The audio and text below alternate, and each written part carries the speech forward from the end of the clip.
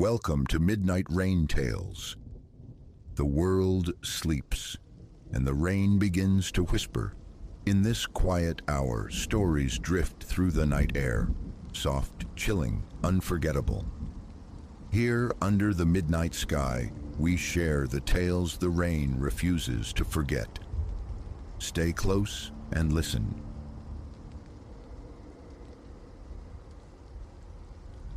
Hours had dissolved behind me, swallowed by the relentless ribbon of highway unfurling into the deep night. No destination beckoned, only the raw, gnawing need to outrun the static clinging to my life. That feeling, perhaps you know it, when the sheer weight of being demands a different geography, any other patch of earth than the one you occupy. So there I was, just a man, his machine and the asphalt, whispering its endless hypnotic promises.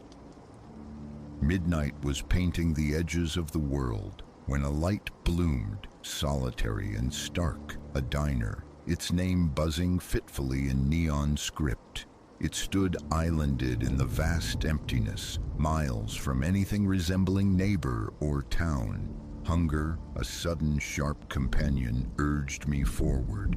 I swung into the gravel lot, noticing only a single dilapidated pickup truck resting like a rusted carcass.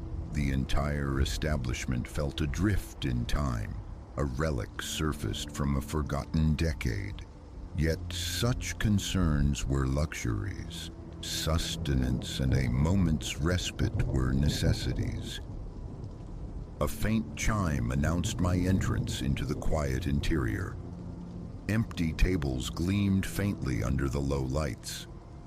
Behind the long formica counter stood a woman, perhaps 50 years weathered, her gray hair disciplined into a tight bun, her expression a study in neutrality.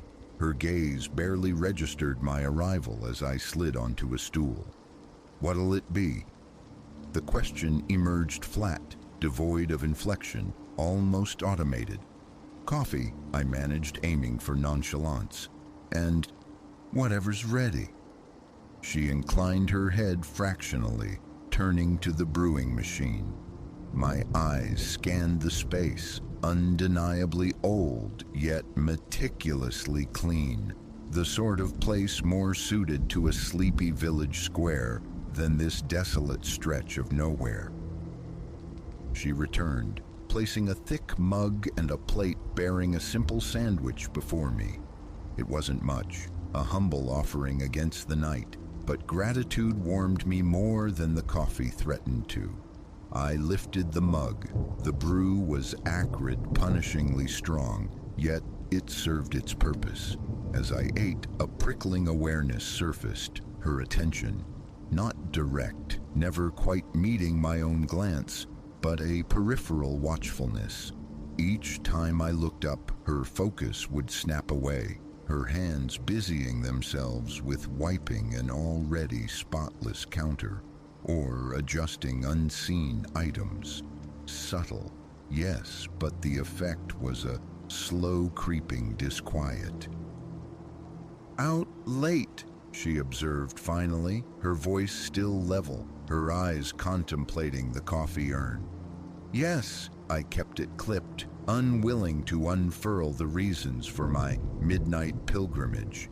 Conversation felt like a snare I needed to avoid. "Don't get many folks this time of night," she persisted, gliding past my brevity. "Not traveling solo." A non-committal nod was my only reply. Something in her delivery felt off-kilter, a frequency I couldn't quite tune. Not hostile, not precisely, but certainly not welcoming. An unnerving lack of affect. The last bite of sandwich gone, the final bitter gulp of coffee swallowed. I pushed back from the counter, ready for the road's embrace again, but her voice snagged me as I rose. "Best be careful," she murmured, the volume dropping. "Easy to lose your way on these roads after dark." Another nod, A mumbled thanks, and I moved towards the exit. My hand was on the handle when her voice came one last time, carrying a strange resonance. If you find yourself turned around, well, you just come on back. We'll see to you. A flicker of something, warning, invitation, made me pause, but I shook it off. Paranoia, bred from fatigue and the late hour. Just small talk, surely. Back in the car's familiar cocoon, the engine rumbled to life, and I steered back onto the blacktop. Darkness pressed in, pierced only by the twin beams of my headlights slicing ahead. I drove, attempting to dislodge the lingering strangeness of the diner, the woman's flat gaze. 10 minutes, maybe 15, ticked by. Then a discordant note. The landscape felt recycled. A specific configuration of trees, a leaning fence post. Hadn't I just passed these? Frowning, I consulted my phone for the map, but the screen remained stubbornly blank. No service.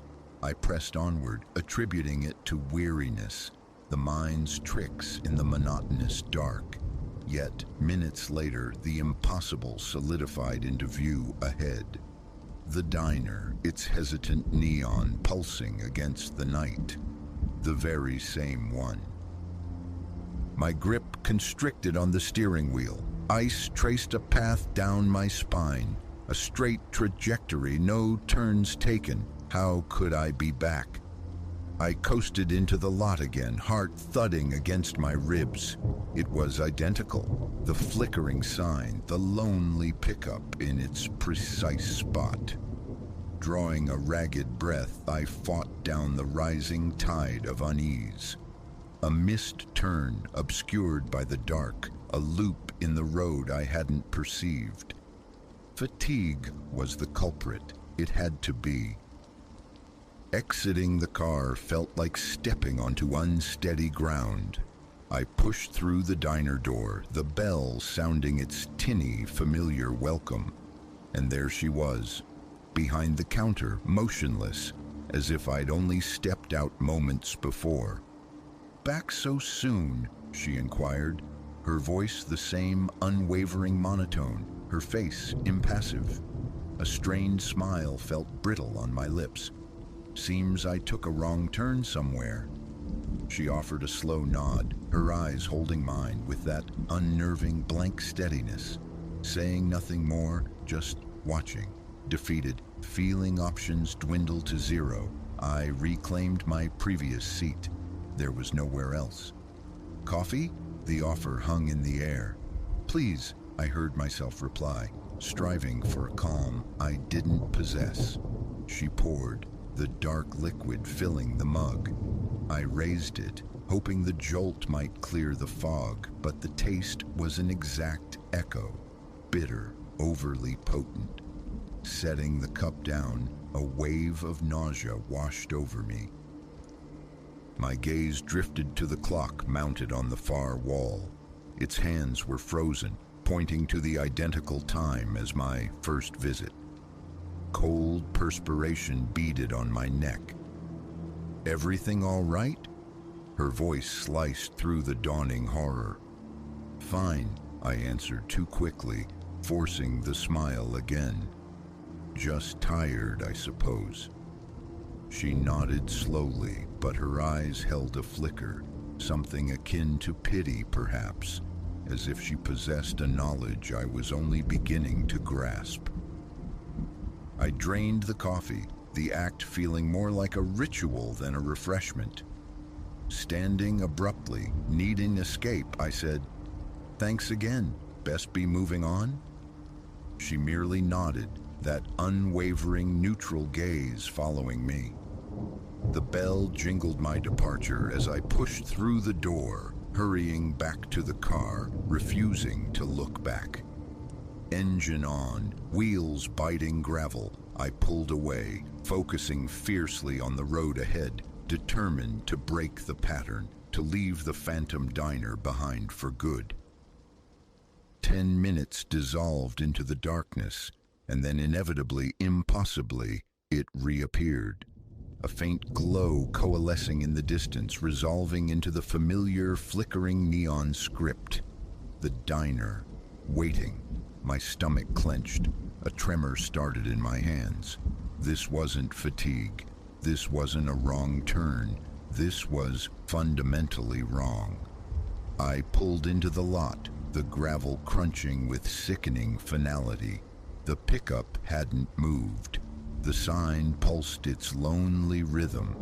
Getting out of the car felt like surrendering. The bell chimed.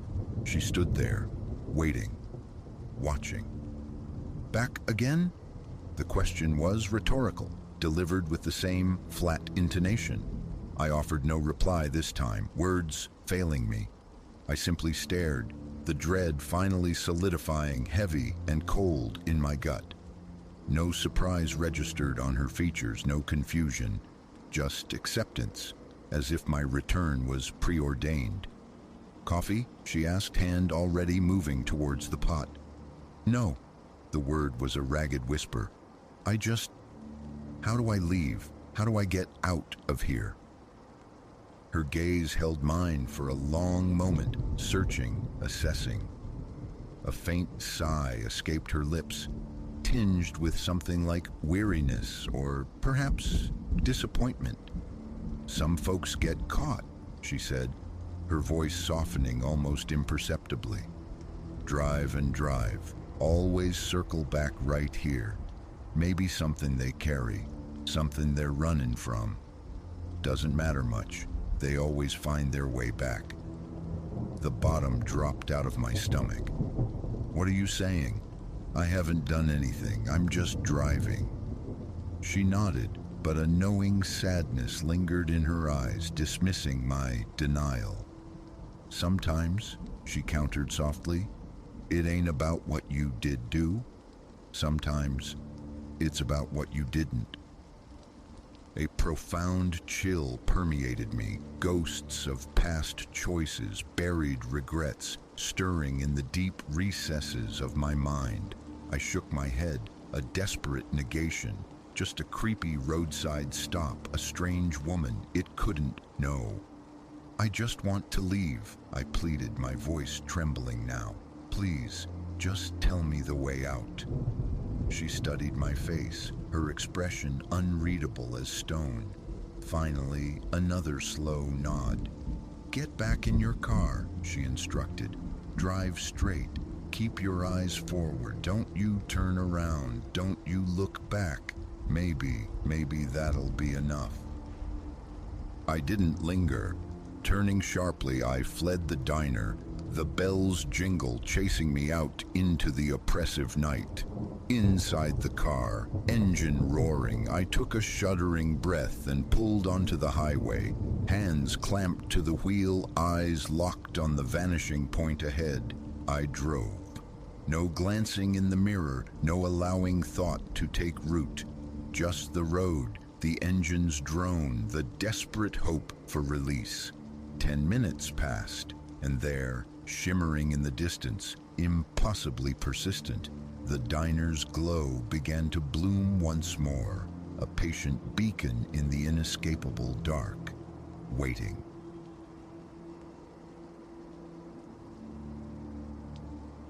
"Those boots, stellar, where from?"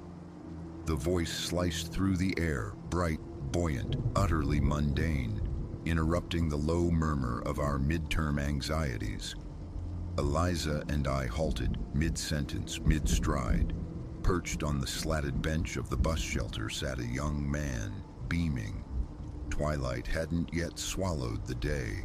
The autumn sky bled hues of bruised plum and fading ember. "Appreciated," Eliza murmured, the courtesy reflexive, a social tick kicking in before awareness caught up. 6 blocks.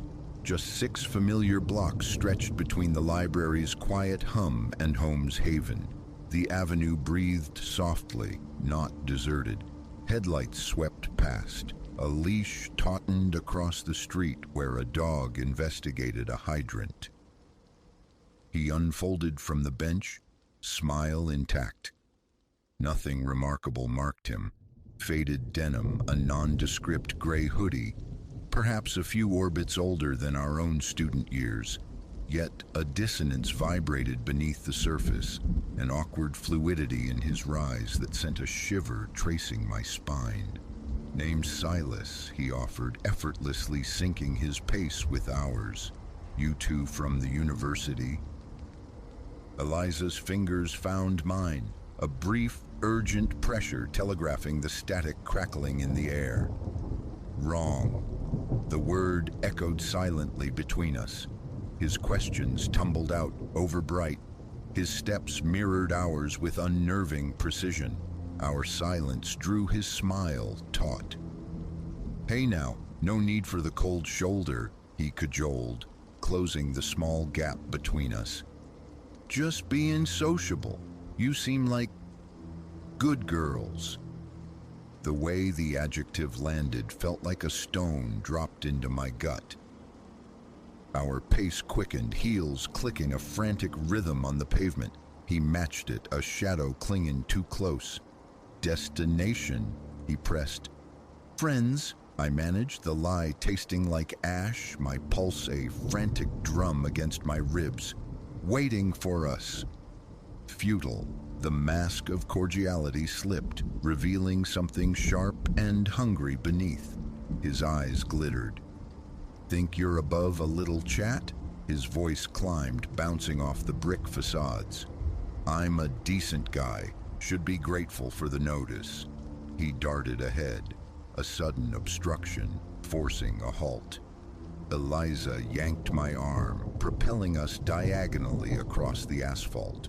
Not a run. Running felt like bait, but a strained, hurried march. Conversation choked by a knot of fear. He mirrored our evasion. Street crossed, he crossed. Corner turned, his footsteps echoed ours. The commentary devolved, barbed words meant to wound. Faces turned, eyes flickered over us, curious, indifferent, then away. The city's familiar script, someone else's problem. "Hold up!" He barked, the sound too near. A wave of cloying spice, his cologne washed over me. His pace accelerated, the thud of his shoes gaining. Eliza's grip became a vice. 4 blocks still loomed, an eternity.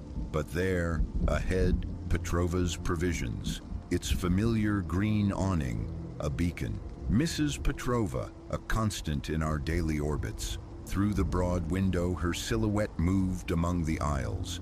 Her son, Milo, bent over books at the counter.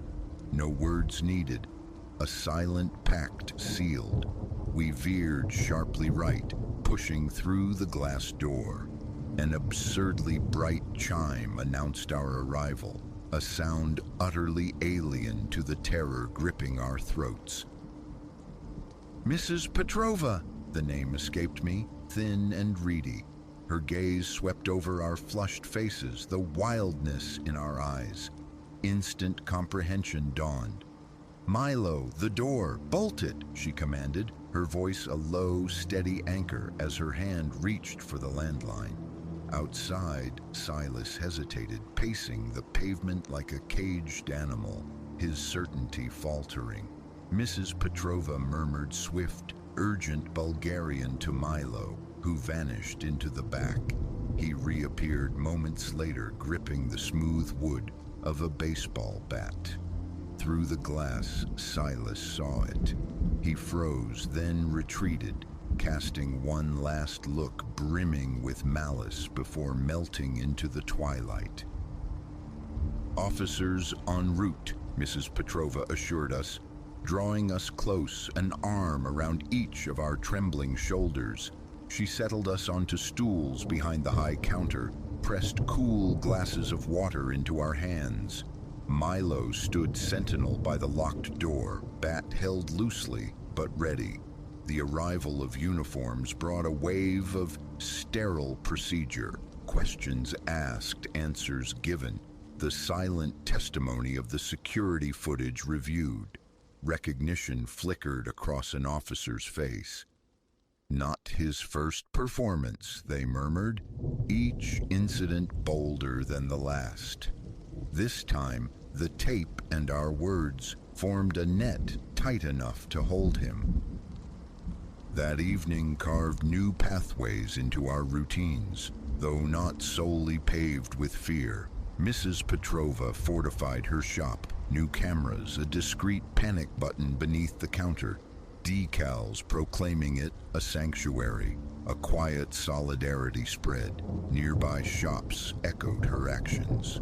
Eliza and I still traced the route from library quiet to threshold comfort, but now beneath a canopy of watchful eyes. Mrs. Petrova, Milo, the baker, the bookstore owner. We armed ourselves with apps, learned the angles of defense, sharpened the edge of intuition regarding friendly overtures.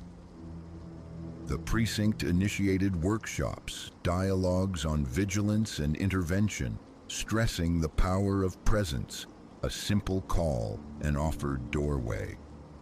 Our campus paper chronicled the event, not as a cautionary tale dipped in dread, but as a testament to collective action, mapping the growing network of designated safe havens, businesses pledged to shelter those unnerved, pursued. Just last week, tending the espresso machine's hiss and froth at the campus cafe, I saw it again. Two young women bursting through the door, eyes wide with fright. Without a word exchanged, my manager shot the bolt and dialed campus security. Their story tumbled out.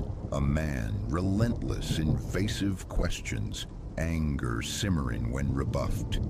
As I slid mugs of steaming chocolate towards them, the steam momentarily clouding their fear, I offered our own story, not to amplify their terror, but to anchor it, to show them the resilience woven into the community fabric. You listened to that inner alarm, I told them softly. You sought refuge. That was exactly right. The encounter etched a crucial distinction into our understanding, the chasm between genuine warmth and the predatory mimicry of it. True openness doesn't curdle into rage at rejection. It doesn't stalk, doesn't guilt, doesn't demand. Now the phrases, just trying to be nice, or take the compliment, when wielded against someone's clear discomfort, ring like alarms. They are chisels used to chip away at intuition, levers to pry open defenses. Eliza and I still walk past that bus shelter.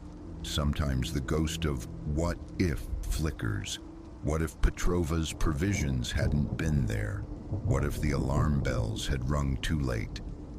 Mostly, though, my thoughts settle on the alchemy that transmuted a single sharp shock of fear into a stronger, more watchful neighborhood.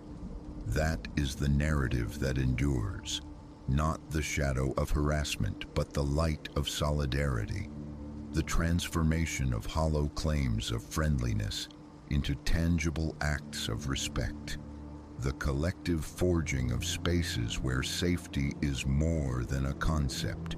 It's a covenant held by many hands.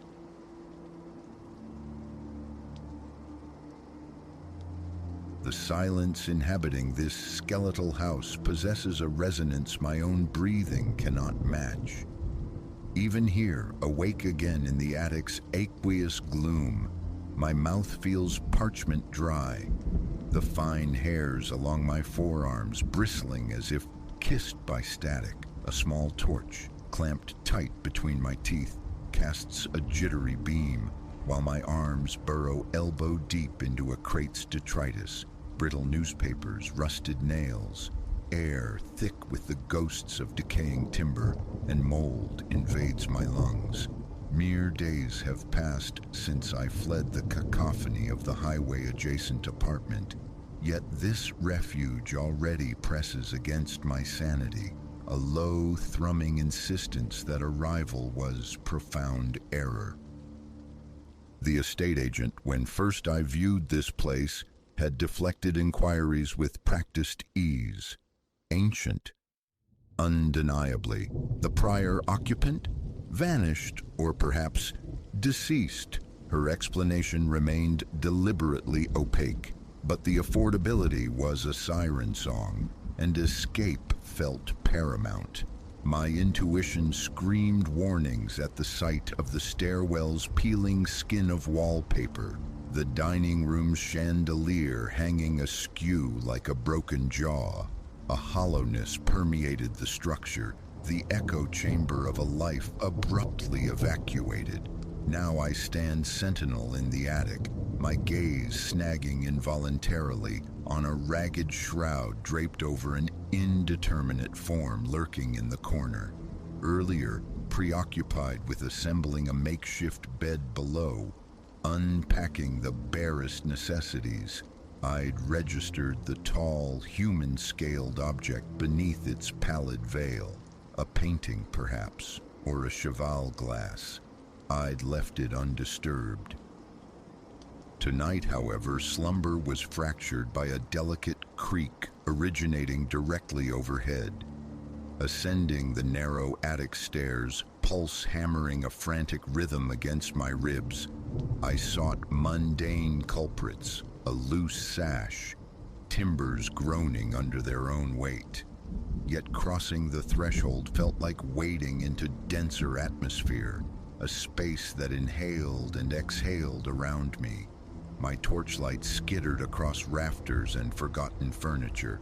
Then the sound again, faint, protracted, a sighing tension in the wood so subtle it might have been floorboards settling, or perhaps a whisper beckoning me deeper into the gloom. A difficult swallow. The sheeted enigma occupies the far corner, partially obscured by a barricade of stacked chairs. Ignoring it now feels impossible. My legs are leaden, palms slick with sudden sweat. I advance, fingers closing around the dusty fabric's upper edge. It yields, exhaling a plume of gray particulates that sting my eyes and catch in my throat. Coughing, blinking away the grit, I see what lies beneath. A vast mirror, leaning precariously against the wall. Its wooden frame boasts elaborate, unsettling swirls, time having gnawed chips from the design. The glass itself is imperfect, subtly warped, marred by a hairline fissure snaking diagonally near one corner. I pivot the torch, illuminating my own reflection. The face staring back is gaunt, pale, eyes shadowed with exhaustion.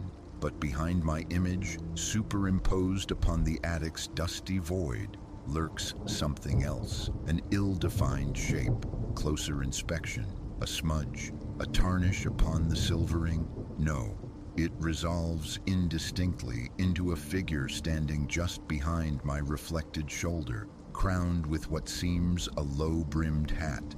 Its eyes are abyssal sockets. I spin around, beams slicing through the emptiness behind me. Nothing but derelict chairs and a steamer trunk. Returning my gaze to the mirror, the figure remains steadfast, an intimate phantom presence. My throat constricts. A tremor begins in my left hand. I sweep the light side to side, searching for an optical illusion. The mirrored watcher remains static, immutable. Its features are veiled, yet I feel an unnerving certainty. It is smiling or harbors the intent to. Snatching the sheet, I fling it back over the glass and stagger towards the attic door, the planks beneath my feet groaning in protest. Downstairs, sprawled on the mattress, breath shallow, I court the dawn. Each time my eyelids flutter closed, the figure materializes behind me. The house's silence has thickened, pressing like thumbs against my eardrums.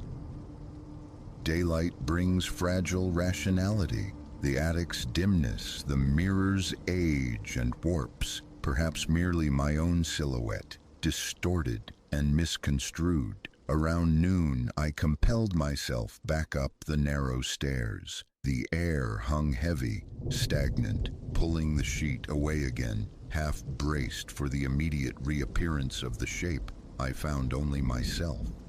Shoulders hunched, blinking sweat from my eyes. I scrutinized my reflection, older than I cared to acknowledge, beard rough. Yet something felt dissonant. The hairs of my beard seemed unruly, twisting at angles defying nature. I smoothed a hand across my chin. The reflection delayed its mimicry by a heartbeat. A visceral chill traced my spine. Subtle, infinitesimal, yet undeniable. My reflection's hand lagged behind my own. Leaning in, nose almost touching the cool glass, I saw the faint crack bisect my reflected forehead. Then, staring into my own eyes, I perceived it again. Faintly, behind my shoulder, the presence that had no right to be there. I recoiled, stumbling backward.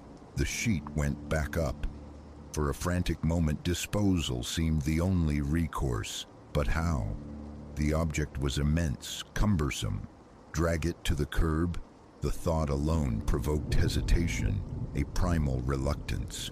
Persuading myself it was overwrought nerves, I retreated downstairs, seeking refuge in mundane tasks, arranging kitchenware, checking the vacant mailbox. The world outside hummed with normalcy, yet an insistent itch persisted at the base of my skull. Evening found me depleted. Sleep beckoned early. The mattress felt lumpen beneath me. I left the bedside lamp burning. Just as consciousness began to fray, I heard it, the same soft creaking from above, that insidious, gentle summons. My heart surged into a panicked gallop. I thrashed, sweat soaking my t-shirt collar. Around midnight, a distinct impression, a smothered laugh, soundless yet palpable, like mirth stifled behind a heavy door. Sitting bolt upright, breath sawing in my dry throat, the air tasting of dust and dread. I forced myself to confront it again. This time the hammer felt less foolish in my grip. The attic door swung inward without a sound. The sheet over the mirror rippled, as if stirred by a phantom draft in the sealed space. Slowly, deliberately, I tore the covering down. My reflection confronted me, pallid, haggard, and altered. My beard now appeared distinctly longer on one side, the hairs coiling unnaturally. My left eye sagged slightly, as though decades had been superimposed overnight. My hand flew to my cheek. It felt normal to the touch, yet the glass showed a warped visage. And then my reflection smiled, a subtle, chilling upturn of the lips, while my own remained pressed tight. It smiled without me. I staggered back, breath catching in ragged gasps. The figure behind me was present again, closer now, its outline sharper. The hat, the hollowed pits for eyes. My reflection's face seemed to twitch in silent, mocking laughter. I could swear its shoulder shifted, an inclination towards the shadowed form, as if preparing to link arms. I whirled, hammer raised high. Empty air met my gaze. Dropping the sheet back over the glass, I fled downstairs, balance precarious, collapsing onto a kitchen chair, head buried in trembling hands, heart a frantic drum against my ribs. Escape! The thought hammered insistently, but there was nowhere. The bargain struck on this house was absolute. Funds critically low, and in the dead of night, who would answer a call for help? Morning, I decided. I would deal with it in the morning. Smash the mirror, yes, pulverize it. Yet even the thought sent a wave of nausea rolling through me. shattering the glass, unleashing whatever resided within. My stomach clenched. Sweat beaded on my forehead. I forced myself to sip water from the tap, the coolness a temporary balm. Returning to bed was futile. Sleep remained elusive. Every settling groan of the ancient structure became a footfall. My scalp tingled. The mocking, altered reflection haunted the darkness behind my eyes. An indeterminate time later, I succumbed to a shallow, fraught doze. Morning filtered through the grimy panes, weak and apologetic. I felt leaden, limbs aching as if from nocturnal struggles.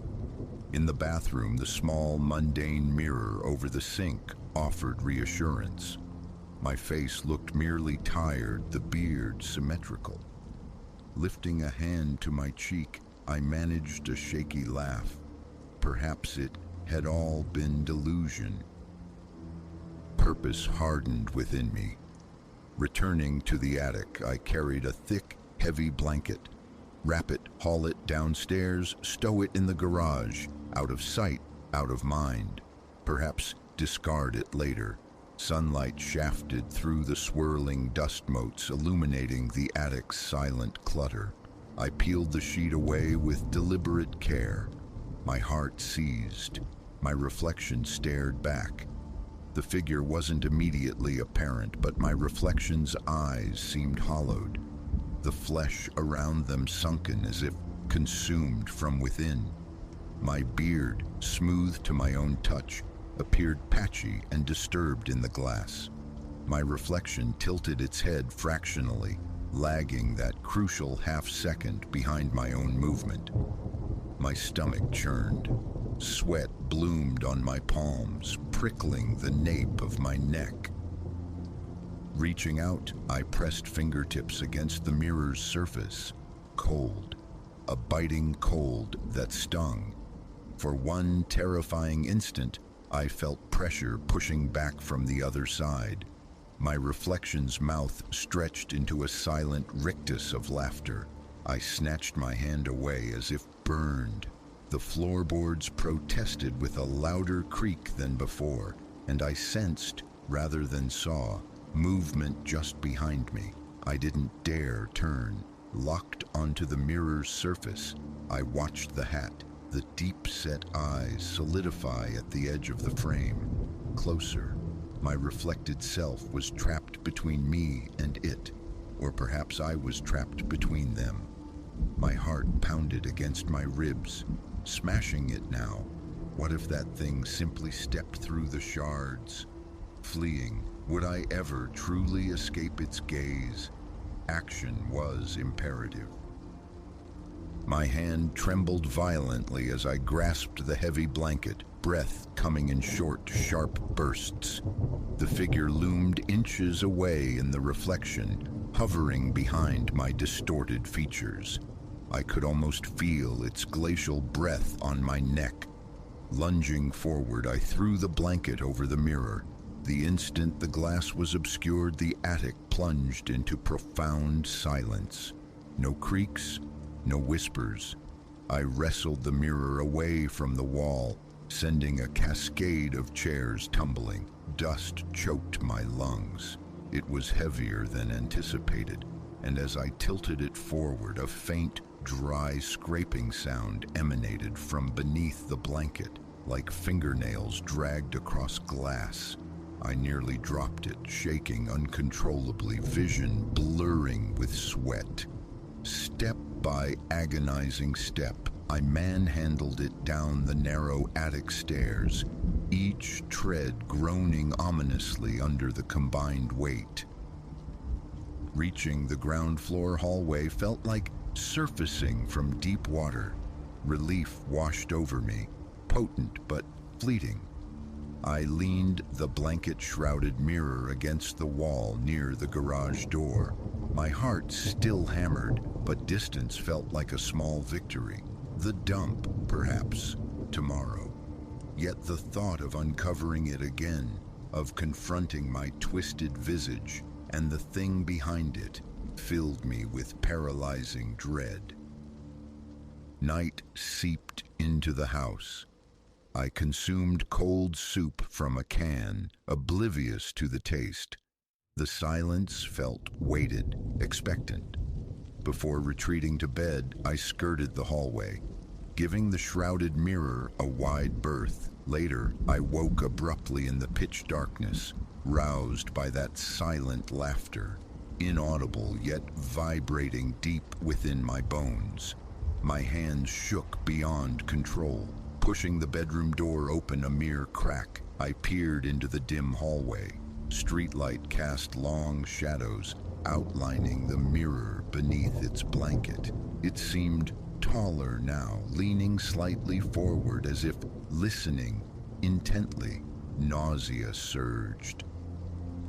Cautious steps carried me closer. I reached out, palm resting flat against the rough fabric.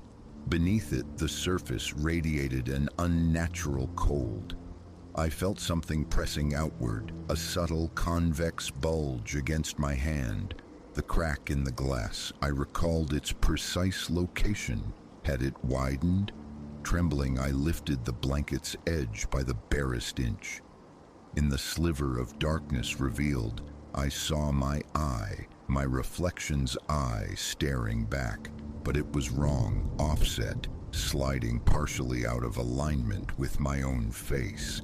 And behind it, the dark curve of a hat brim, a sliver of a grin residing in the deeper shadow, waiting for a moment of weakness, an invitation to trade places.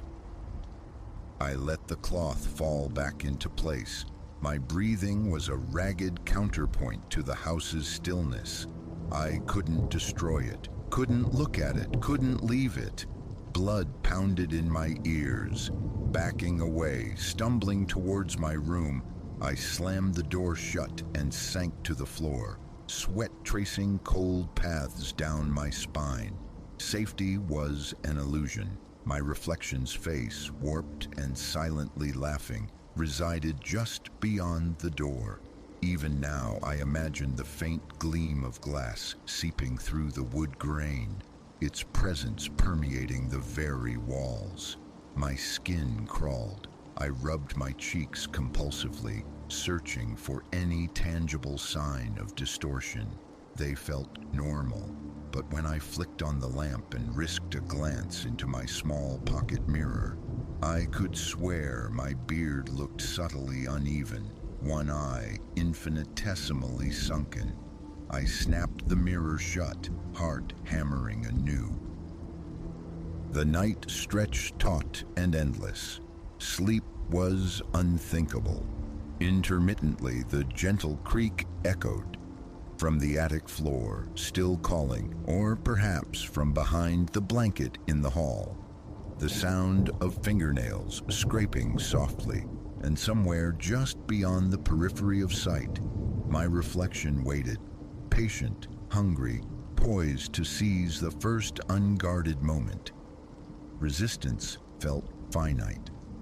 For now I sit here trembling, heart racing against the silence, praying that the encroaching dawn holds enough light to keep it contained for one more day.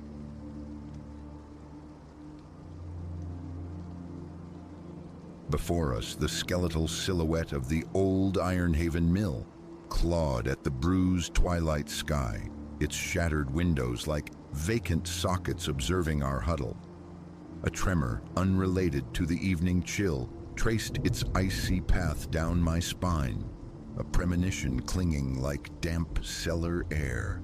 How could I have known, amidst the nervous laughter and escalating dares, that this derelict monument would soon seal our fate, becoming less a ruin and more a meticulously crafted cage? Seriously, what's the holdup? Leo flashed a grin, the designated ringleader for this descent into recklessness. Quick look around, snap some proof-of-life shots for the gram, then we're gone.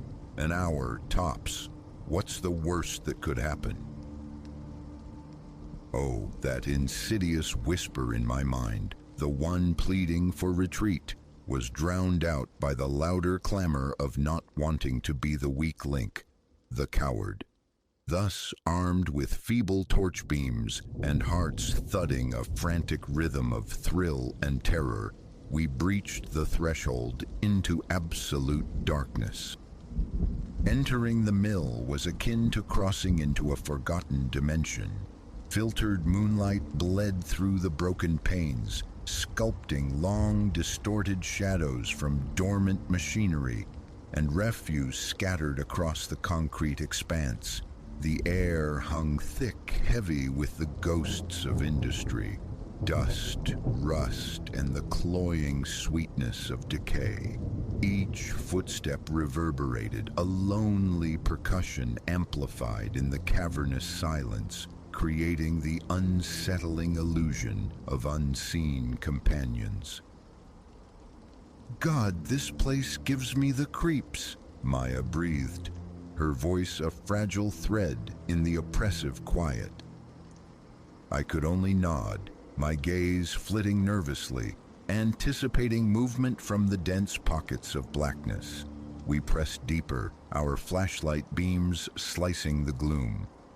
Leo, seemingly invigorated by the decay, narrated potential histories for the silent metal giants. A certain grim allure did emanate from the ruin, I had to concede, even as unease coiled tighter in my gut. Then, a deafening clatter erupted from the levels above, followed by the unmistakable scuffle of feet. We froze, sculpted by sudden dread, eyes wide. "What in hell was that?" hissed Finn, his usual swagger evaporating into raw fear. "Relax," Leo offered, though the tremor in his own voice betrayed him. "Just the building settling, old places groan." But the sound repeated, deliberate footfalls traversing the floor directly overhead. "We need to leave," I urged, the words barely audible. "Right now." We spun, bravado dissolving like mist. Yet, as we neared the entrance, a sight colder than the deepest dread arrested us.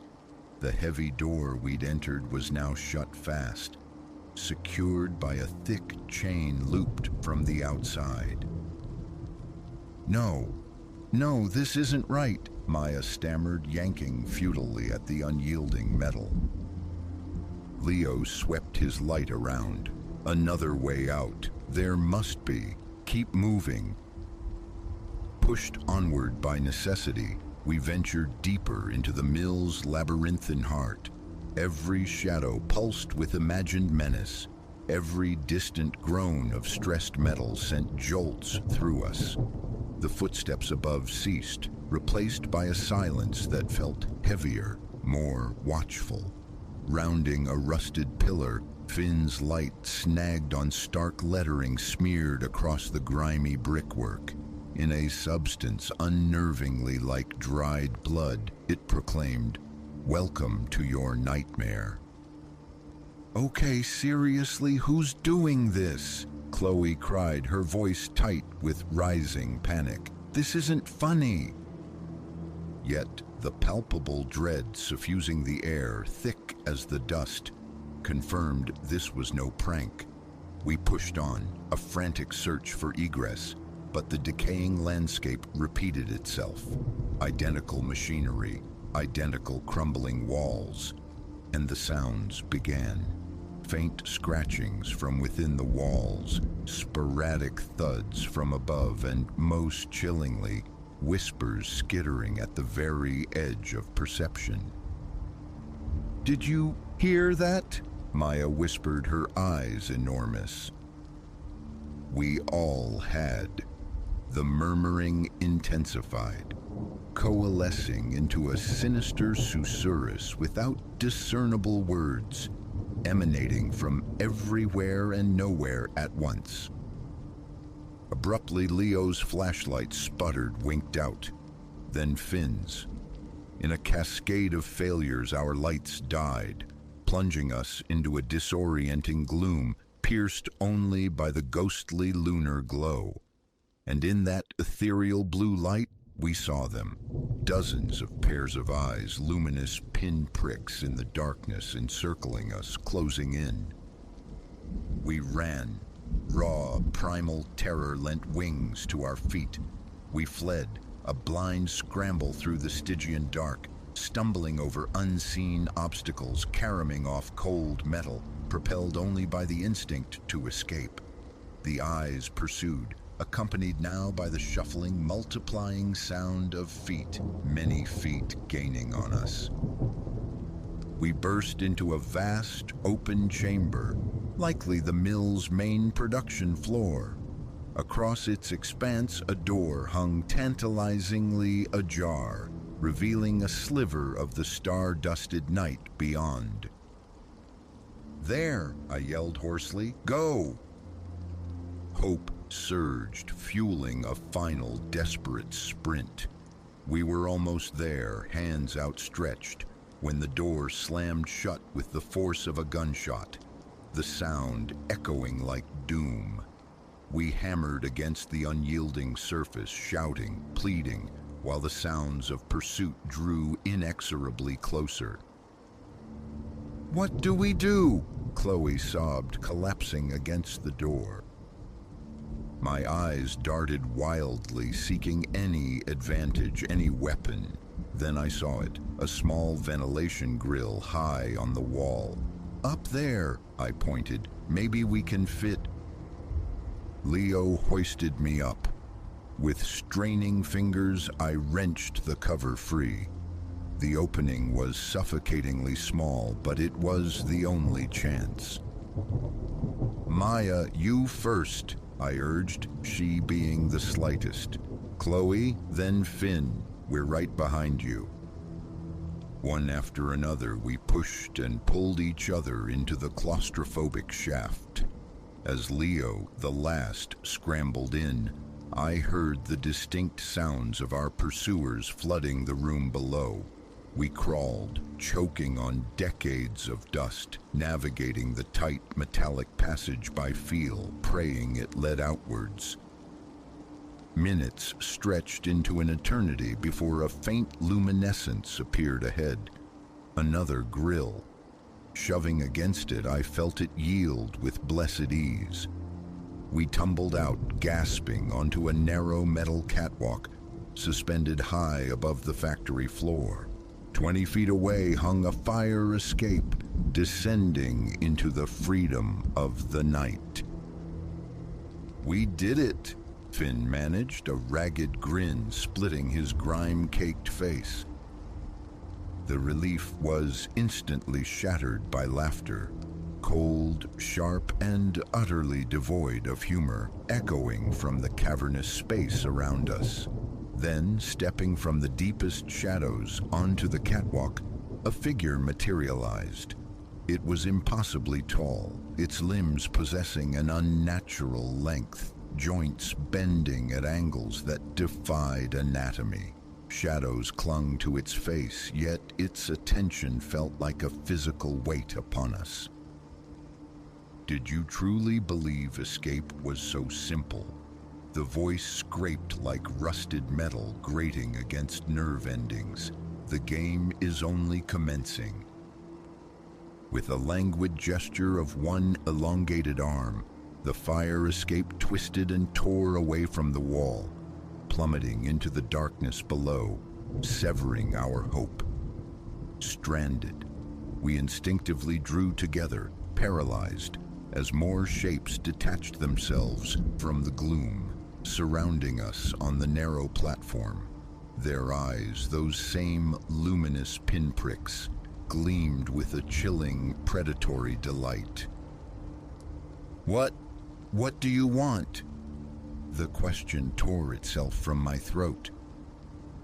The towering figure leaned closer, its shadowed visage resolving into something far worse than monstrous features. Smooth, blank skin where a face should be. "Want? It rasped, the sound thick with amusement. "We want to play, and you little moths are the game." As the featureless horrors converged, the horrifying certainty crashed down. Our nightmare hadn't ended. It was merely transitioning to its next ghastly stage. Leo's earlier words echoed with brutal irony. What's the worst that could happen? We had been fools, blinded by bravado, and the price for our foolishness was becoming terrifyingly clear. The old Ironhaven Mill, our intended playground, had indeed become our prison. Now, trapped high above the shadowed floor, surrounded by inhuman watchers, I feared it was destined to be our tomb.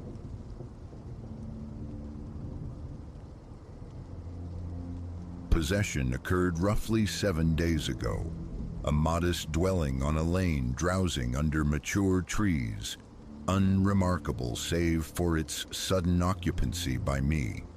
The initial day involved the graceless ballet of unloading, my battered sedan sighing in the abbreviated driveway.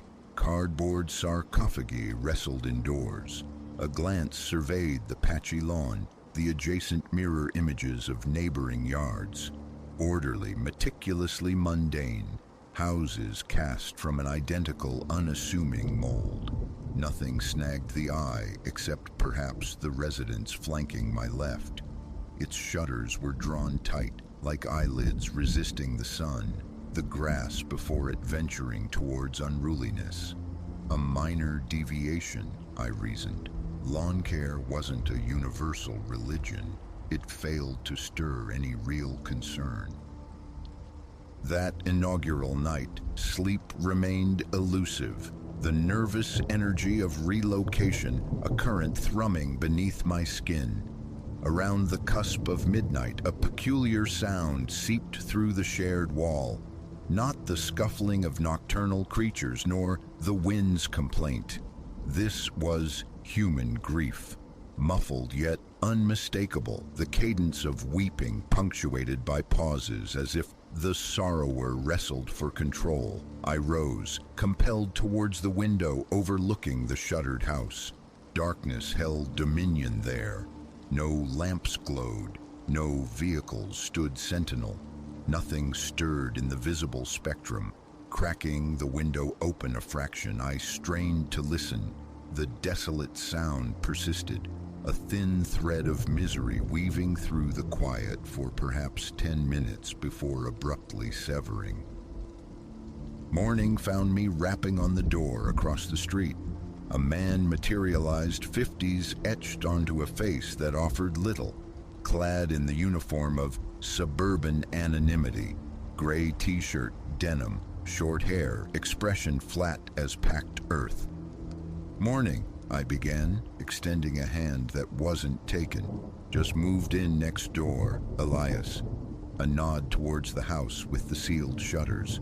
Wondering about that place. His gaze flickered towards it, then returned, impassive. "Empty," he stated, the word falling like a stone. "Years now." A frown creased my brow. Strange. Last night I heard someone crying, distinctly. Seemed to be coming from inside. He offered a shrug, a minute shift of shoulders. "Nobody's home. Owner vanished ages ago. Must have been something else. Stray cat, maybe." His disinterest was a palpable barrier. A curt nod, and the door clicked shut, leaving me on the porch. Later, seeking corroboration, I engaged another neighbor further down the lane. A woman in her 30s, vibrant in shorts and trainers, tending to thirsty porch plants. After introductions, I broached the subject of the nocturnal weeping. Confusion clouded her features, the narrative echoed. Vacant for years, 8 or so, she guessed. Why it remained untenanted, she couldn't say. And sounds. Never. Nothing beyond the usual suburban symphony. The remainder of the afternoon dissolved into the ritual of nesting, arranging the living space, positioning the television on its designated stand, coaxing the sofa into alignment. The kitchen surrendered to order, the refrigerator humming with the promise of basic sustenance. Evening settled, bringing a fragile sense of being settled in. Yet the neighbors' dismissals failed to resonate. My ears held the truth. That was human sorrow I'd heard. Resolve hardened. Tonight I would listen again, intentionally. As midnight approached, I extinguished every light, positioning myself near the window that faced the silent facade next door.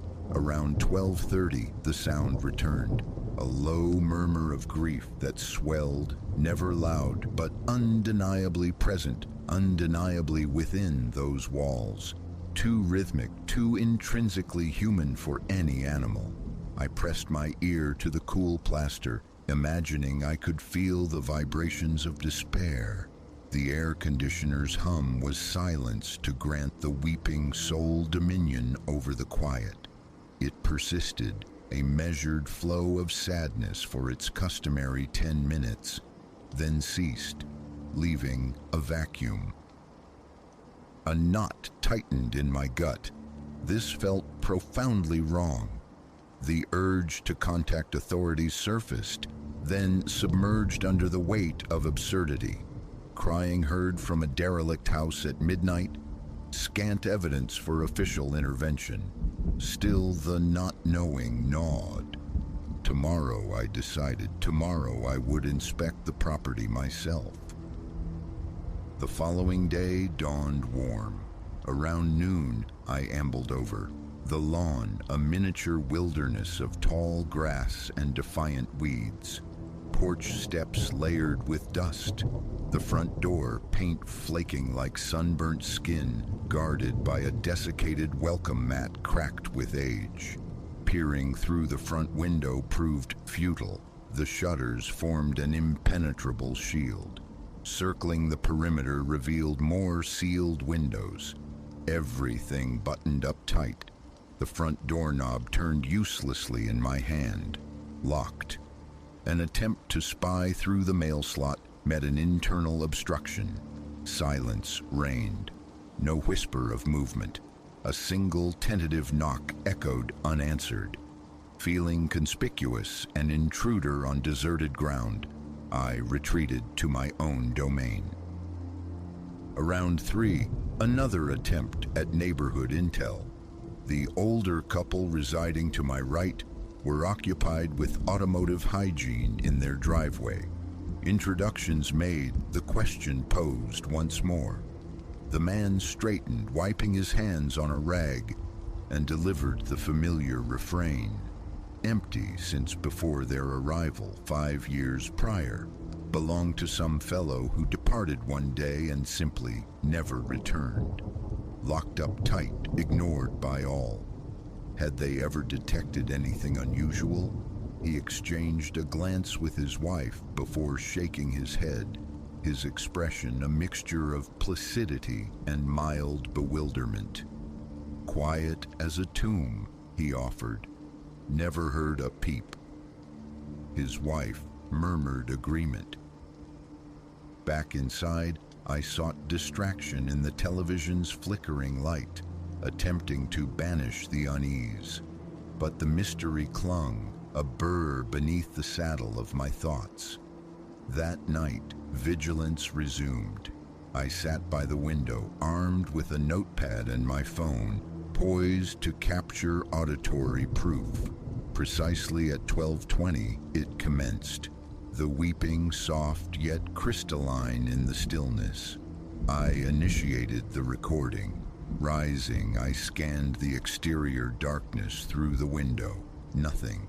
Slipping out my back door onto the small deck, the moon rendered the world in shades of charcoal and faint silver. The sound remained constant, unequivocally emanating from the adjacent structure. "Hello," I whispered into the night, the sound barely cleaving the silence. The crying faltered, a beat of held breath. Then it resumed, indifferent to my presence, my query. I retreated indoors, securing the lock, the familiar click unnaturally loud. Listening back to the recording, the sound was faint, ethereal, yet undeniably there, the sonic signature of sorrow. Decision made. Tomorrow, the non-emergency line. Let them perform a welfare check. However strange the premise, something had to be done. The call next morning was met with professional courtesy. I laid out the facts.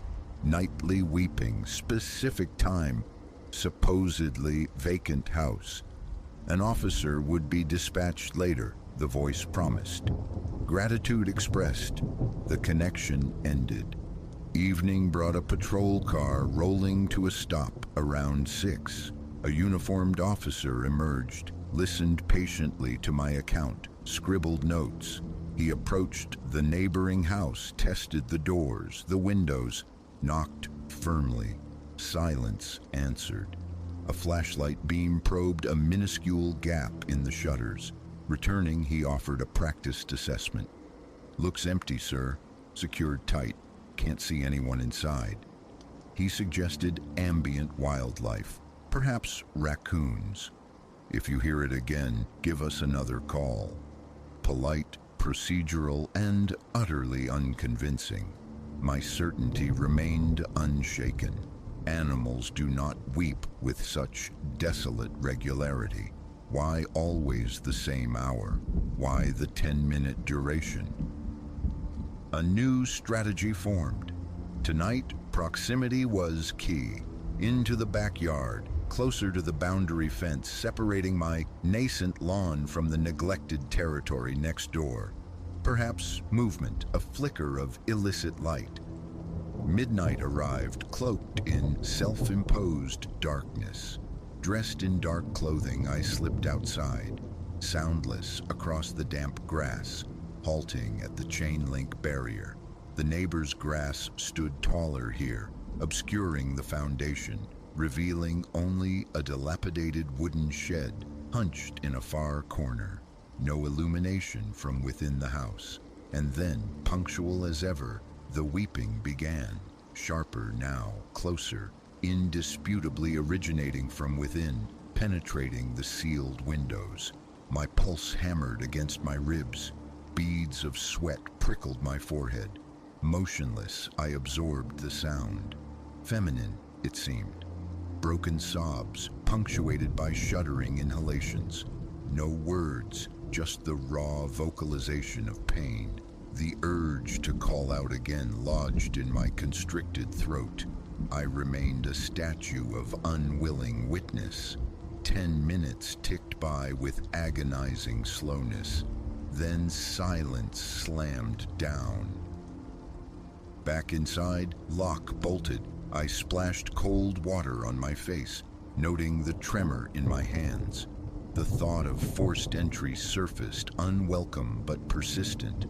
Trespass wasn't my nature, yet the gnawing ambiguity, the escalating unease demanded resolution. If someone was trapped, hurt, they needed aid. If it was merely an interloper, discovery felt necessary, not for plunder but for understanding. Daylight saw me circumnavigating the block, scouting for alternate access points to the mystery property's rear. A side gate on the far flank was secured with a rusty padlock. The chain-link fence enclosing the backyard offered a climbable, albeit exposed, route. Yet the pervasive neighborhood indifference towards the house suggested the risk of being observed was minimal. Midnight, again. Gloved hands, dark jacket, a compact flashlight tucked away, phone secure in a pocket. Over the back fence, landing softly in the overgrown grass, crouching low. The house loomed, a dark, silent mass. I waited for the cue. It came, reliable as a tide. The sound seemed anchored to the ground floor, perhaps the main living area. Slowly, I crept towards a side window, tried to nudge a shutter, immovable. Another window yielded the same resistance. Around to the back door, aged wood, fortified by a deadbolt. A scan of the foundation revealed a loose plank near the steps. Prying it gently exposed a narrow crawl space, releasing an odor of damp earth and decay. The flashlight beam illuminated only dirt, cobwebs, and skeletal remains of insulation. No ingress there. The weeping continued, softer now, a persistent, mournful hum. Another window, this one on the far side, offered a possibility. A basement aperture marred by a crack spiderwebbing from a corner. The glass felt loose. Shielding my gloved hand with a small found stone, I applied careful pressure to the fractured pane, striving for silence. After a tense minute, a shard yielded. Pushing the grimy window inward, I directed the flashlight's beam into the subterranean darkness. Concrete floor, skeletal shelving, dust motes dancing in the light. Squeezing through the opening, careful to avoid the jagged edges, I dropped onto the cold floor. The air hung thick with the scent of mildew and thyme. Stillness. Listening. The crying emanated from above. Wooden stairs ascended into shadow. Each step groaned under my weight as I climbed. The flashlight beam cutting a nervous path ahead. At the summit, a door. The knob turned, unlocked. Easing it open, I stepped into what appeared to be a kitchen. Decrepit refrigerator, cabinets shedding paint, a table filmed with grime. A chill permeated the air, raising goosebumps. The weeping originated from a room to the left, heart pounding a frantic rhythm against my ribs. I moved towards the sound, flashlight preceding me. The living room materialized, spectral furniture draped in white sheets, a sofa, twin armchairs, a coffee table. Then, in the corner, movement. A figure huddled on the floor, back pressed against the wall. Jeans, a stained shirt, tangled hair obscuring the face. Rocking almost imperceptibly, weeping softly into bent knees. I froze, the flashlight beam inadvertently catching her face as she looked up. Eyes red-rimmed, glistening with tears and stark terror. My free hand lifted instinctively, palm outward. "I'm not here to hurt you." Silence, save for her ragged breathing, her trembling. She didn't speak, just stared, shrinking further against the wall. "I heard you," I tried again, keeping my voice low, calm. Crying, "I live next door. Elias, are you all right?" Nothing. She pressed herself harder into the corner, flinching as I took a single, cautious step forward, displaying my empty hands. I halted. "Just want to help," I offered. She swallowed, her voice emerging hoarse, scraped raw. "Leave me alone." Confusion warred with concern. "Are you living here?" they all said. "Everyone says the house is empty." She swiped at her nose with the back of her hand, thin, exhausted, radiating stress. My question hung unanswered. "Go," she repeated, a desperate edge to the words. "Get out." I stood there, adrift. This wasn't spectral, this was flesh and blood misery. Why here? A squatter, perhaps, hidden from the world. It explained the neighbor's ignorance, but the ritualistic weeping timed so precisely. I took a step back, respecting her fear. "Okay," I conceded. "I'll go, but maybe I could call someone, help you find somewhere safer." A violent shake of her head. "No, just go." Her voice fractured. A faint cough escaped her. The tension in my own chest was a physical ache. Her fear was a palpable wall between us. Pressing further felt wrong.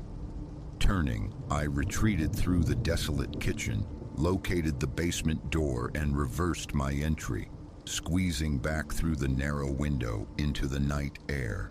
Freedom. Climbing the fence felt like crossing back into reality. Inside my own house, door secured, I sat at the kitchen table, hands still unsteady. Relief mingled with profound unease. No ghost, no corpse, just a woman in deep distress. Why she was there remained an unnerving enigma. The weeping didn't cease immediately. Subsequent nights brought the familiar sound, punctual and sorrowful, but now imbued with the image of the woman huddled in the dark. I didn't trespass again, nor did I alert the authorities. Pity had replaced fear. Was she ill, hiding? One afternoon, I left a small offering near the fence line. Bottled water, sealed snacks in a plastic bag. By the next day, it had vanished. No sign of her retrieving it, but the inference was clear. No further attempts at communication were made. The crying persisted, sometimes brief, sometimes stretching closer to the familiar 10 minutes, yet subtly diminishing in intensity over several days. Then a change. A night passed in unbroken silence. The following morning, inspecting the fence line revealed faint impressions in the soft earth near the empty house's back door, footprints leading away. She was gone. I never saw her again. The house resumed its vacant silence, truly empty now, or so it seemed. Life on the quiet lane continued. The neighbors remained incurious, unquestioning. The secret of the weeping woman stayed mine. Now sleep comes easier. Occasionally, a phantom echo of sobbing seems to drift on the edge of consciousness in the dead of night. Likely just memory's residue. The doors stay locked. My gaze skims past the shuttered house, deliberately not lingering. I know what I witnessed, what I heard. It transpired, it concluded, and a quiet, persistent gratitude remains that the discovery wasn't something far worse.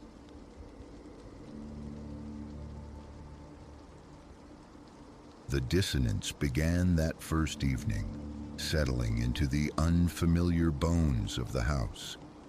I remember the feel of the worn velvet couch beneath me, a brief respite after the clatter of unpacking kitchenware, when a current of sound snagged my attention. It emanated from the hallway's terminus, a low, resonant thrum, almost a susurrus-like chanting held just below the threshold of hearing, barely there, yet insistent.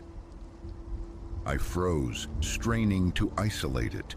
The source seemed to be the final bedroom, the one I'd left untouched, a void at the corridor's end.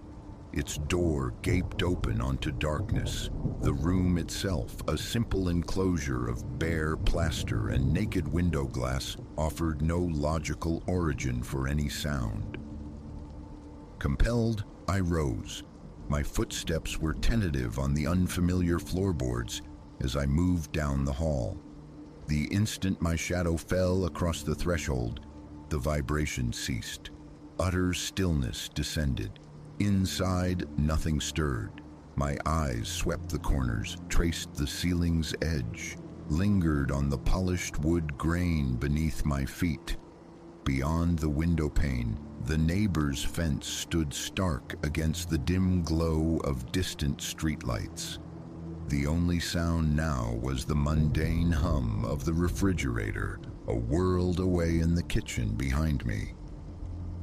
Retreating to the living room, I tried to rationalize. An external source, perhaps?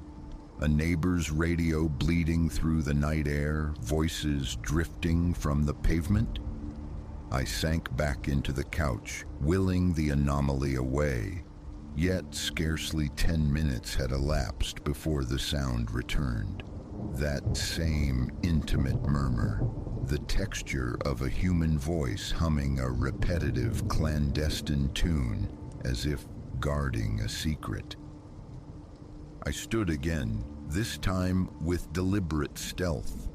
The hallway lay submerged in shadow, illuminated only by the spill of light from the living room lamp.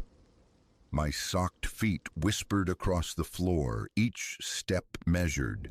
As I neared the room, the humming persisted, a tangible presence in the air. It continued right until I reached the doorway. The moment I breached the plane, leaning my head past the jamb, silence crashed down. I flipped the overhead light switch. Harsh light flooded the space, revealing absolute vacancy. Corners empty, door frame clear, windows secured. Nothing. I was unequivocally alone. A fine mist of perspiration prickled my skin, cold despite the stillness. This house, though older, wasn't derelict. Renovations were recent, the landlord had assured me. The walls felt solid, substantial. No obvious cracks, no apertures for sound to infiltrate. I checked the other vacant bedroom, peered into its closet, knelt by its window, pressed my ear against the walls. Silence reigned. That night, behind the closed door of my own bedroom, situated near the kitchen, blessedly distant, I strained against the quiet, anticipating the hum's return. Exhaustion eventually claimed me, pulling me under before the sound could reassert itself. Daylight brought a fragile sense of normalcy. I devoted the afternoon to constructing my workspace, wrestling with monitor cables and coaxing the internet into life. The neighborhood breathed tranquility. Birdsong, the drone of my computer, the sporadic bark of a dog down the block. Several times I found myself drawn back to the empty room, scrutinizing it under the impartial gaze of the sun. Just a room. White walls, a window overlooking the front lawn, unadorned wooden floor, no hidden panels, no loose boards. Tapping the walls yielded only solid thuds.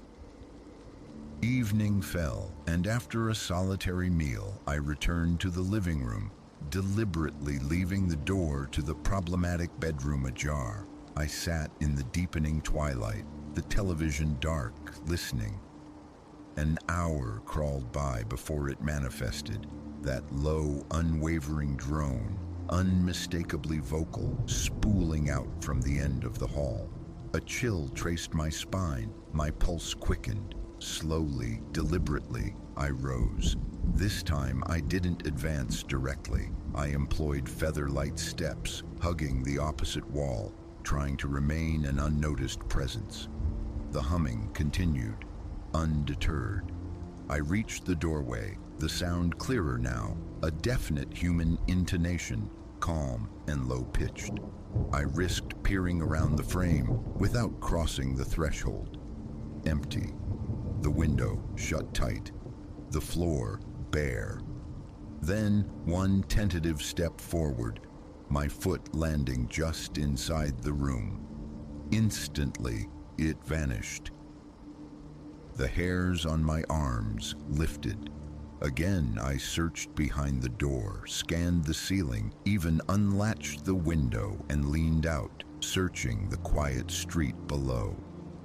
Nothing but parked cars slumbering under the jaundiced glow of a distant porch light. I secured the window and retreated once more. Perhaps evidence was needed. Retrieving my phone, I launched a recording app and waited. 30 minutes later, the familiar vibration began. Recording engaged. I held the phone aloft like a talisman and crept forward. The voice hummed on, steady, until I leaned into the doorway. Silence. I stopped the recording, played it back. Only the faint rasp of my own breath, the ambient hiss of an empty house. The sound itself remained uncaptured. A curse escaped my lips, tension tightening its grip around my neck. I paced the hallway, flicking the light switch on, off, on again, as if disrupting the current might disrupt the phenomenon. Standing directly outside the doorway yielded nothing. The silence held. The humming only commenced when I retreated, putting distance between myself and the room. It seemed to require my absence. That night brought a new strategy. I placed my phone inside the empty room, recording active, then walked away, closing myself into my bedroom. An hour later, I returned. Pausing outside the doorway, I listened. Nothing. Stepping inside, I retrieved the device. Reviewing the recording revealed a few seconds of faint humming embedded midway, a barely discernible thrum that abruptly cut off. No distinct melody, no identifiable gender, just a fleeting sonic residue. Listening repeatedly yielded no further clarity. Days bled into nights, and a pervasive unease began to permeate my sanctuary. The hallway became a territory I navigated with reluctance after dark. Work offered distraction, routine a shield. Music became a constant companion in the evenings. Headphones sometimes clamped over my ears. But inevitably, in moments of quiet, a pause in the music, the television muted, the humming would resurface, a persistent whisper from the empty chamber.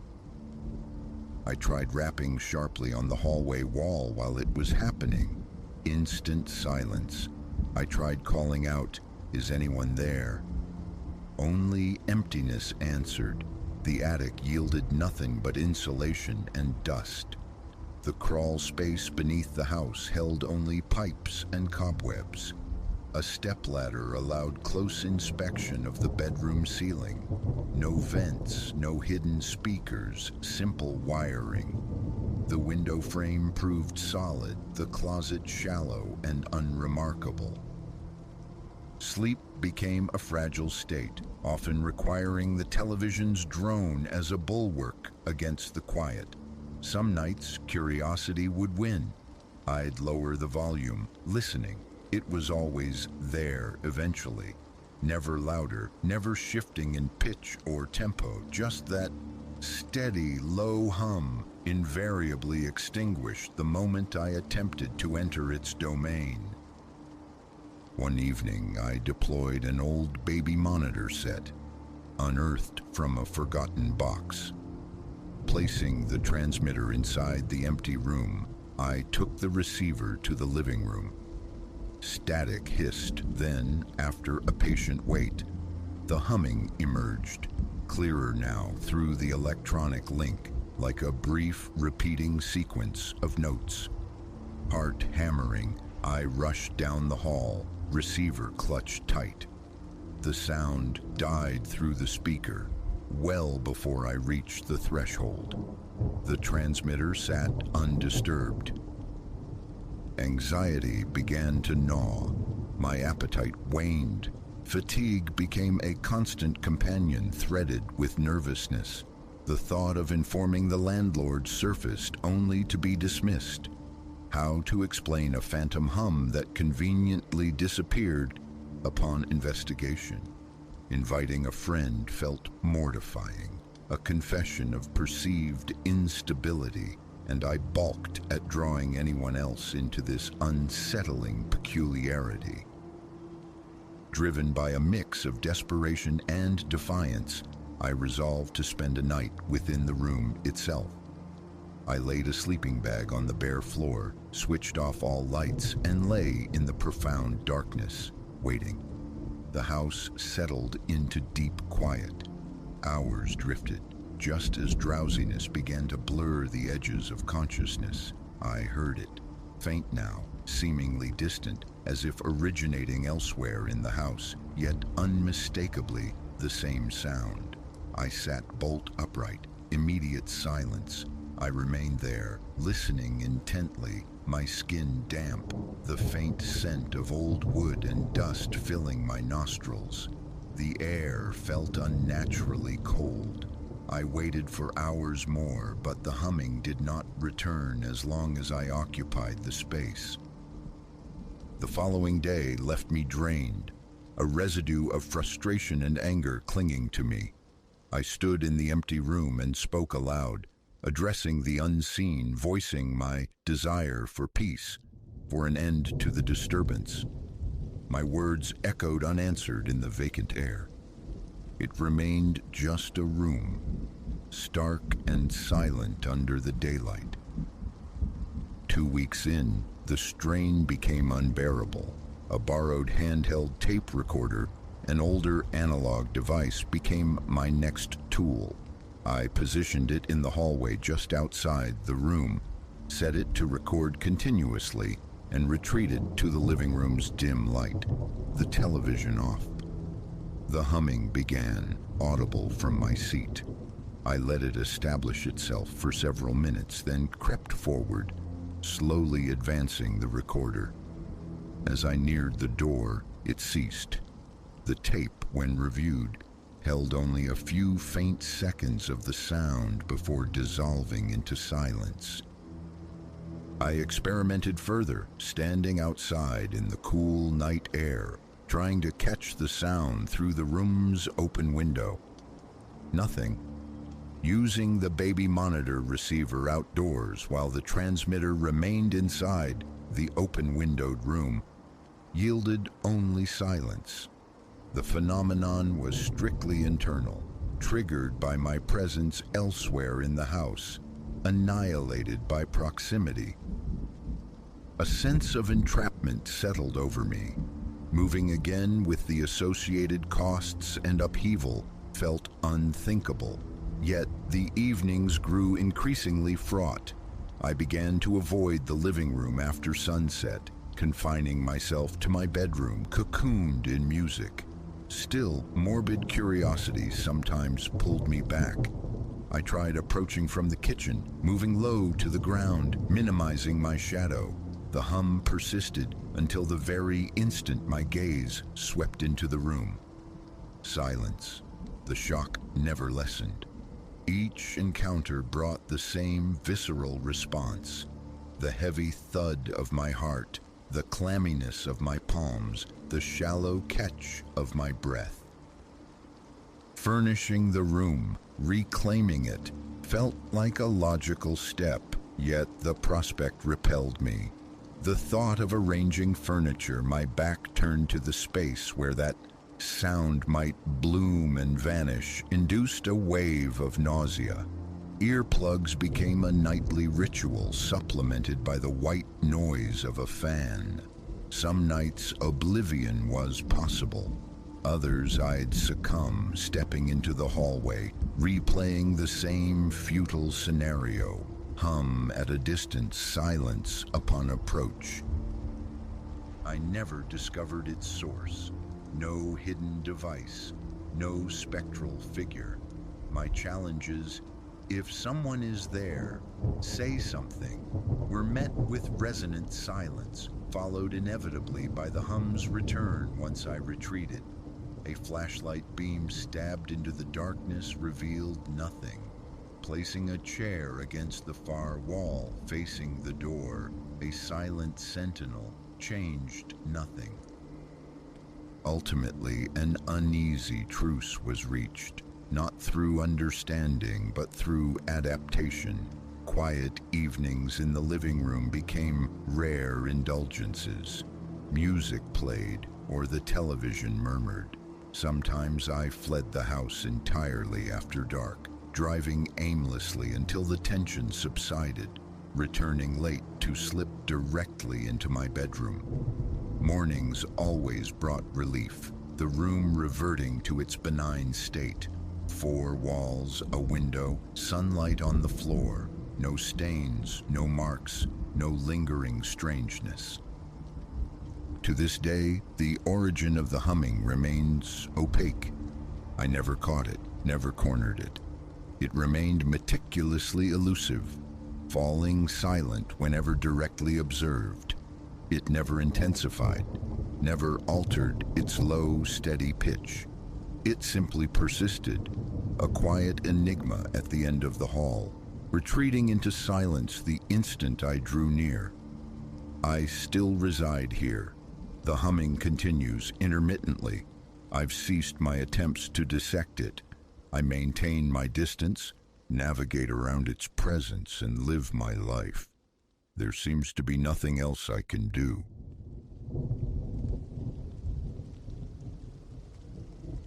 "6 months, this house has been mine, Elias Thorne's refuge. The allure wasn't the faded paint or the sagging porch steps, but the promise of earth, a generous plot where green things might thrive under his hand. Neglected, yes.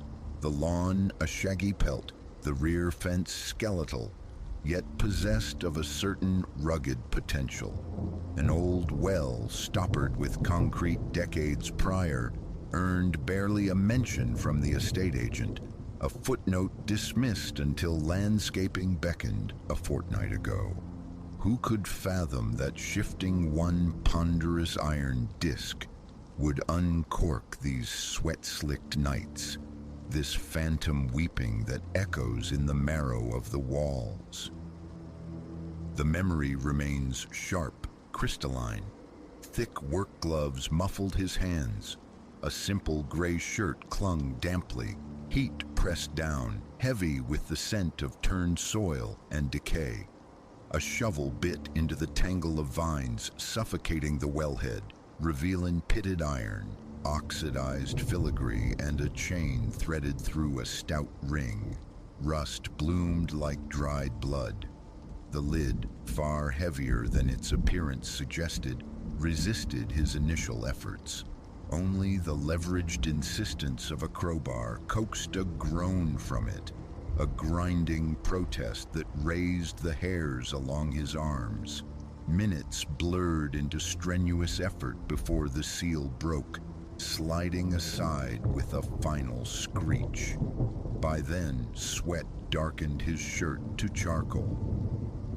Within the well's gullet, the brickwork wept a dark dampness, though the surrounding earth remained parched. Elias leaned into the aperture, the void exhaling a breath of stagnant mineral air that caught in his throat. He fumbled for the torch he'd brought. Its beam sliced down, glancing off something that winked from a crevice between two upper bricks. He stooped lower, one gloved hand bracing against the cool rim. His fingers brushed against compact hardness. Setting the torch aside, he probed with his other hand, working the object free. A ring. Its band was thick, wrought from some lusterless, indeterminate metal. Perhaps pewter, perhaps iron, sullied by time and earth. Nestled at its center sat a stone like a chip of frozen night, obsidian or jet. It radiated a profound coldness that bit through the glove, far colder than the metal embrace. Lodged fast initially, it yielded with a sudden, jarring wrench that nearly pitched him forward into the darkness. The instant it rested in his palm, a peculiar tension seized him, a prickling awareness crawling up his spine. Without conscious thought, driven by an aberrant curiosity, he slipped it into his pocket. Why consign it back to the depths? He wrestled the iron lid back into position, the clang echoing dully, and spent the remainder of the afternoon hacking back the encroaching wilderness. Later, the shower's heat sluiced away the day's grime. Beneath the drumming spray, another sound surfaced, a rhythmic plink, plink, plink, asynchronous with the water's flow. He twisted the faucet shut. Silence from the shower head, yet the phantom drip persisted, faint but distinct. At the basin, he checked the tap. Bone dry. The sound seemed embedded within the very walls, a secret pulse. He rapped the tiles, listening. It faded, subsumed by the house's usual groans. Old timbers, settling foundations, mundane explanations readily offered themselves. That night, exhaustion pulled him towards sleep's undertow. Yet, as eyelids fell, a wave of formless disquiet washed over him. The day's labor, perhaps. He drifted, only to plunge into nightmare. The well gaping beneath him, bricks rushing past in a dizzying fall, frigid air tearing at his face. Below, a shape lay inert in the gloom, and from that darkness a voice surged, a subterranean rumble vibrating through his bones. "Return it," it commanded. He snapped awake, heart hammering, sheets sodden. The bedroom was absolute black, save for the amplified presence of that infernal dripping, seemingly right beside his ear. He fumbled the lamp on. The room stood empty, ordinary. Sleep, thereafter, was a shallow, guarded thing. The following day offered the solace of labor. He drove new planks into the failing fence, disciplined unruly shrubs, raked drifts of fallen leaves. Yet in every pause, every moment of stillness, the faint, aqueous tick, tick, tick returned. It was directionless, nomadic, now by the dilapidated shed, now whispering near the kitchen window. Auditory illusion, he insisted. The ring, cursed, preposterous. He pushed the thought away. By late afternoon, weary to his core, he craved only icy effervescence. Inside, he twisted the cap from a soda bottle. A soft hiss, then immediately, drip, drip, drip. A cold fist clenched in his gut. He downed the drink quickly, the sweetness cloying, the bubbles tasting of apprehension. No leaks manifested, no damp patches bloomed. Only the sound and the unnerving sense of being marked. Sleep offered no escape that night. He plunged again into the well's cold embrace, sinking endlessly through suffocating darkness. He tried to scream, but his throat seized. The voice echoed closer now, insistent. "Return the ring." His chest constricted. He woke trembling, gasping. The clock glowed 3 a.m. A raw thirst clawed at his throat. He padded down the dark hallway, floorboards announcing his passage, towards the kitchen. Flipping the switch flooded the room with stark light. As he reached for the faucet, the unnerving certainty of unseen eyes fixed upon his back prickled his skin. He spun, finding only empty space. The refrigerator's hum. Gooseflesh pebbled his arms. Heart thudding erratically, he turned the tap. Water sputtered, then flowed. He filled a glass, drank greedily, the liquid feeling thick, heavy. Wiping his mouth, he shut off the water. The dripping resumed instantly, louder, seemingly originating from directly beneath the sink. He flung the cabinet door open. Pipes, cleaning supplies, all perfectly dry.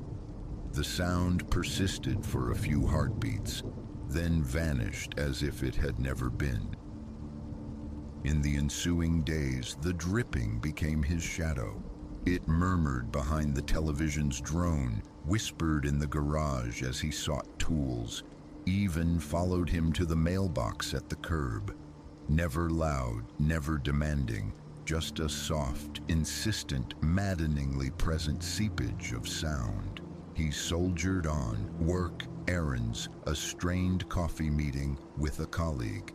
But every sip of liquid, water, or coffee felt fraught. He began to avoid hydration, skipping hand washing unless strictly necessary, dabbing sweat with paper towels rather than splashing cool water on his face. His skin grew taut and grimy, a state preferable to the feeling of being perpetually observed through a watery lens.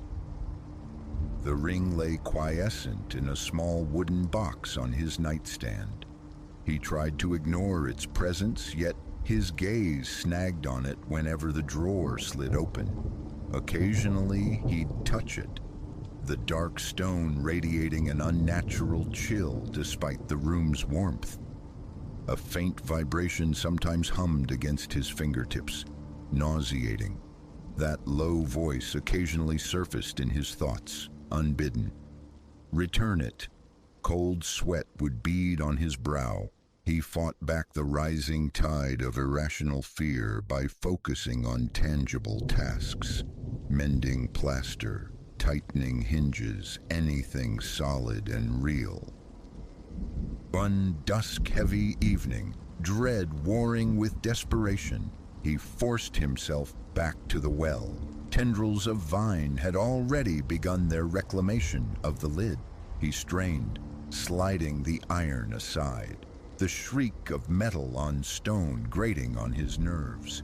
Kneeling, he aimed the torch beam into the abyss. The bricks remained slick with phantom moisture. A chill draft, colder than the evening air, breathed up from below. The light pierced the darkness but revealed no bottom, no glint of water. His pulse drummed a frantic rhythm against his ribs. Breath came short. He crouched there, listening. A faint, solitary drip echoed from the depths. His mouth was dust, his palms slick.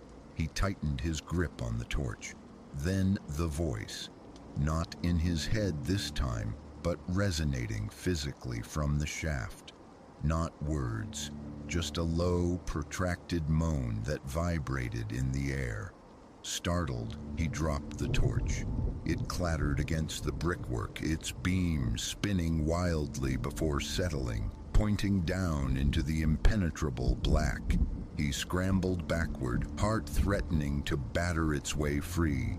He kicked the lid violently back into place, scraping his knuckles raw on the concrete edge.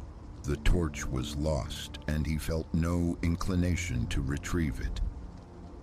That night was spent on the sofa, every lamp ablaze, a sickening knot in his stomach. The dripping wove itself through the silence, a pervasive, aqueous haunting. Return the ring, the thought hammered at him. But how? Simply toss it back? Seal the well tighter? Would that appease or provoke? The voice demanded its return, offered no instructions. He envisioned reaching into that darkness, a cold hand closing around his wrist. Sweat trickled down his temples. His jaw ached from clenching. He scanned the living room, half expecting to see water staining the ceiling, pooling on the hardwood. Only dryness met his eyes. Only the relentless drip, drip, drip in the echo chamber of his mind. Sleep was fragmentary, punctuated by jolts back to consciousness. The well's image seared behind his eyelids. The voice a fading echo, his chest tight, pillow damp. Morning found him hollowed out. In the kitchen, he steeled himself, turning on the tap to rinse a mug. His hand trembled on the handle. As water splashed into the basin, the familiar sensation of being watched prickled his skin. He rushed the task, shutting off the flow almost immediately. Enough. This corrosive fear could not be borne indefinitely. He retrieved the ring from its box. It felt like a shard of ice against his palm, leaching his warmth. Pocketing it, he walked purposefully into the yard. He stood beside the well, the air unnaturally still. Nausea churned.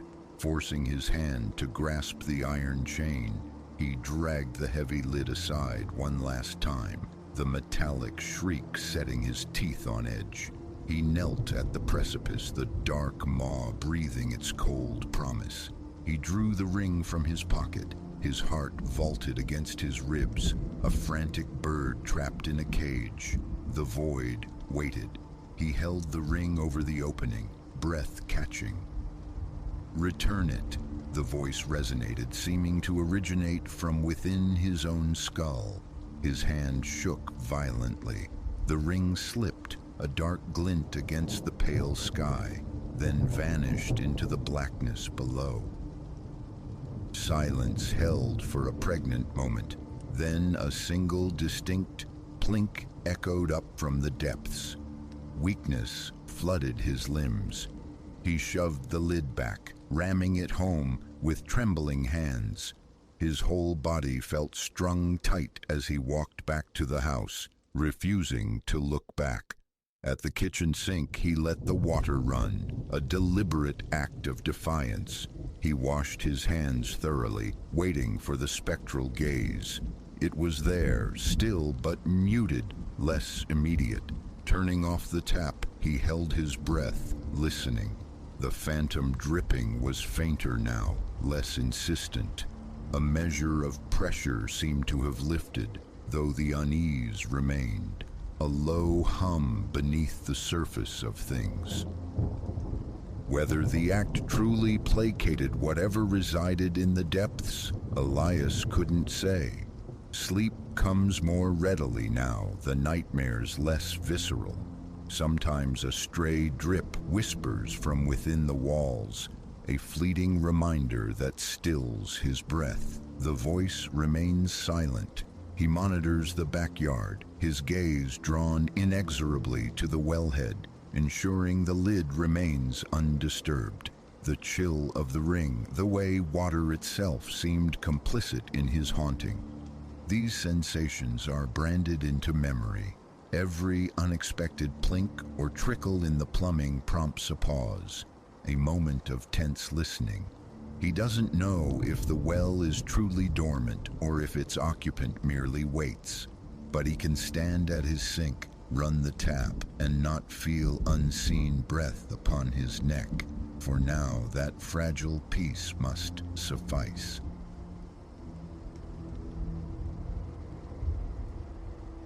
A peal, stark and ancient, tore through the midnight quiet, jolting me from sleep. It was the resonant clang of a heavy bell, the kind one imagines tolling in some forgotten country belfry, and its clarity struck deep. A cold fist clenched around my ribs. My heart hammered against it, a frantic drum. I lay rigid, gaze fixed on the swallowing darkness overhead, tracing the reverberations as they pulsed against the unseen walls. My head swam with a leaden weight, yet I forced myself upright, limbs protesting, grappling with the phantom edge of a dream. But rubbing my eyes did nothing to quell the sound. It persisted, its cadence erratic, a pause pregnant with silence, then another cascade of chimes. My bare feet met the cool floorboards as I swung my legs from the bed. Solitude was the house's usual state. No company was due. Still, instinct made me reach for my phone, its screen flaring to life, the flashlight function carving a bright swath through the gloom. It swept over the familiar landscape, the sturdy wardrobe, the impassive face of the closet door, the small lamp poised beside the bed. No disturbance, nothing remotely capable of such a profound metallic cry. I ventured into the corridor. The modest dimensions of my home meant the journey was short. Each footfall was deliberate, a cautious probe into the shadows as I checked room after silent room. The bell tolled anew, its source seemingly pinpointed now. The living room. Turning left, I advanced. The phone's beam dancing across plaster. Nothing amiss. Entering the living area, I played the light across the coffee table's surface. The blank television screen. The bookshelf crammed with spines. A scattering of empty glass bottles from the previous evening. No bell, no errant object swinging. Then, fainter, it sounded again, perhaps from the kitchen. I halted, listening intently. My own breath hitched, ragged in the stillness. A film of sweat prickled the nape of my neck despite the ambient chill. I pivoted towards the kitchen doorway, scanning countertops cluttered with the detritus of dinner. Plates stacked askew in the sink, crumbs like scattered thoughts. The tap was shut tight. The refrigerator hummed its low, monotonous song, a sound utterly distinct from the insistent ringing. One more chime, impossibly, seemed to emanate from the bedroom I had just vacated. The echoes were disorienting, a sonic labyrinth. Back I went, sweeping corners with light. Every time I homed in on the perceived origin, the sound slipped away, relocating phantom-like to another part of the house. Nearly a quarter of an hour passed in this futile chase, frustration mounting. My mouth was parchment dry. I realized I was panting softly as if pursued. A knot tightened in my stomach. The thought surfaced. Check outside, maybe a neighbor, the street. But before the notion could solidify, the ringing ceased abruptly. Silence crashed down, thick and absolute, magnifying the frantic thrumming in my own ears, the pulse hammering at my temples. I stood marooned in the hallway, relief warring with the residual tension that kept my muscles coiled, braced for the next assault. Taking a steadying breath, I decided on one final inspection of the bedroom. Pushing the door inward, I aimed the flashlight beam and saw them. Adorning the walls were marks. Large, circular impressions stained a patchy, unsettling ochre. They resembled rust, perhaps, or the residue of aged metal. I blinked, dredging my memory. Surely they hadn't been there before. Stepping closer, I grazed a fingertip across one crude circle. Flaky particles clung to my skin, leaving a faint, brownish smear. I stared at my finger, then tilted my head back, scanning the ceiling. More circles bloomed there, spaced erratically as though something heavy and round had been pressed forcefully against the plaster. Gooseflesh prickled my arms. I rubbed them uselessly. My stomach lurched. A swift survey confirmed the bed was undisturbed, the closet shut fast, the windows secured. Yet these unsettling sigils remained. Not mere stains, not mold. They felt deliberate, imprinted. My eyes darted wildly, seeking an explanation, finding none. The memory of the bell vibrated in my mind. Deep breaths. Slow. Steady. I forced myself to check the time. Just past 3 in the morning. Sleep, when it finally came after long, watchful minutes, was shallow, punctuated by glances towards the marred walls, the circles seeming to gain prominence with each look. Exhaustion eventually dragged me under. Waking late, sunlight striping the room through the blinds, my first act was to examine the walls. The circles persisted, though daylight rendered them less stark, almost faded. Touching them yielded nothing this time. My day unfolded distractedly. Breakfast was mechanical. The television, a murmur of background noise. My thoughts circling relentlessly back to that bell. By midday, a sense of foolishness crept in. No bell existed in the house. I owned nothing capable of that sonorous toll. Perhaps a hypnagogic hallucination. Yet the circles were undeniably real. A search revealed fainter, smaller iterations in the hallway. The same unmistakable shape. Closets yielded nothing, nor did peering under furniture or into the dusty attic crawlspace. That evening, sleep was a skittish creature. I drowned the silence in television dramas, the flickering screen a flimsy shield against the memory of the bell. Around midnight, Quiet descended once more, my eyelids heavy. I switched off the living room lights and padded towards the bedroom. The instant my foot crossed the threshold, it rang. A single sharp peal that sent an electric jolt through me.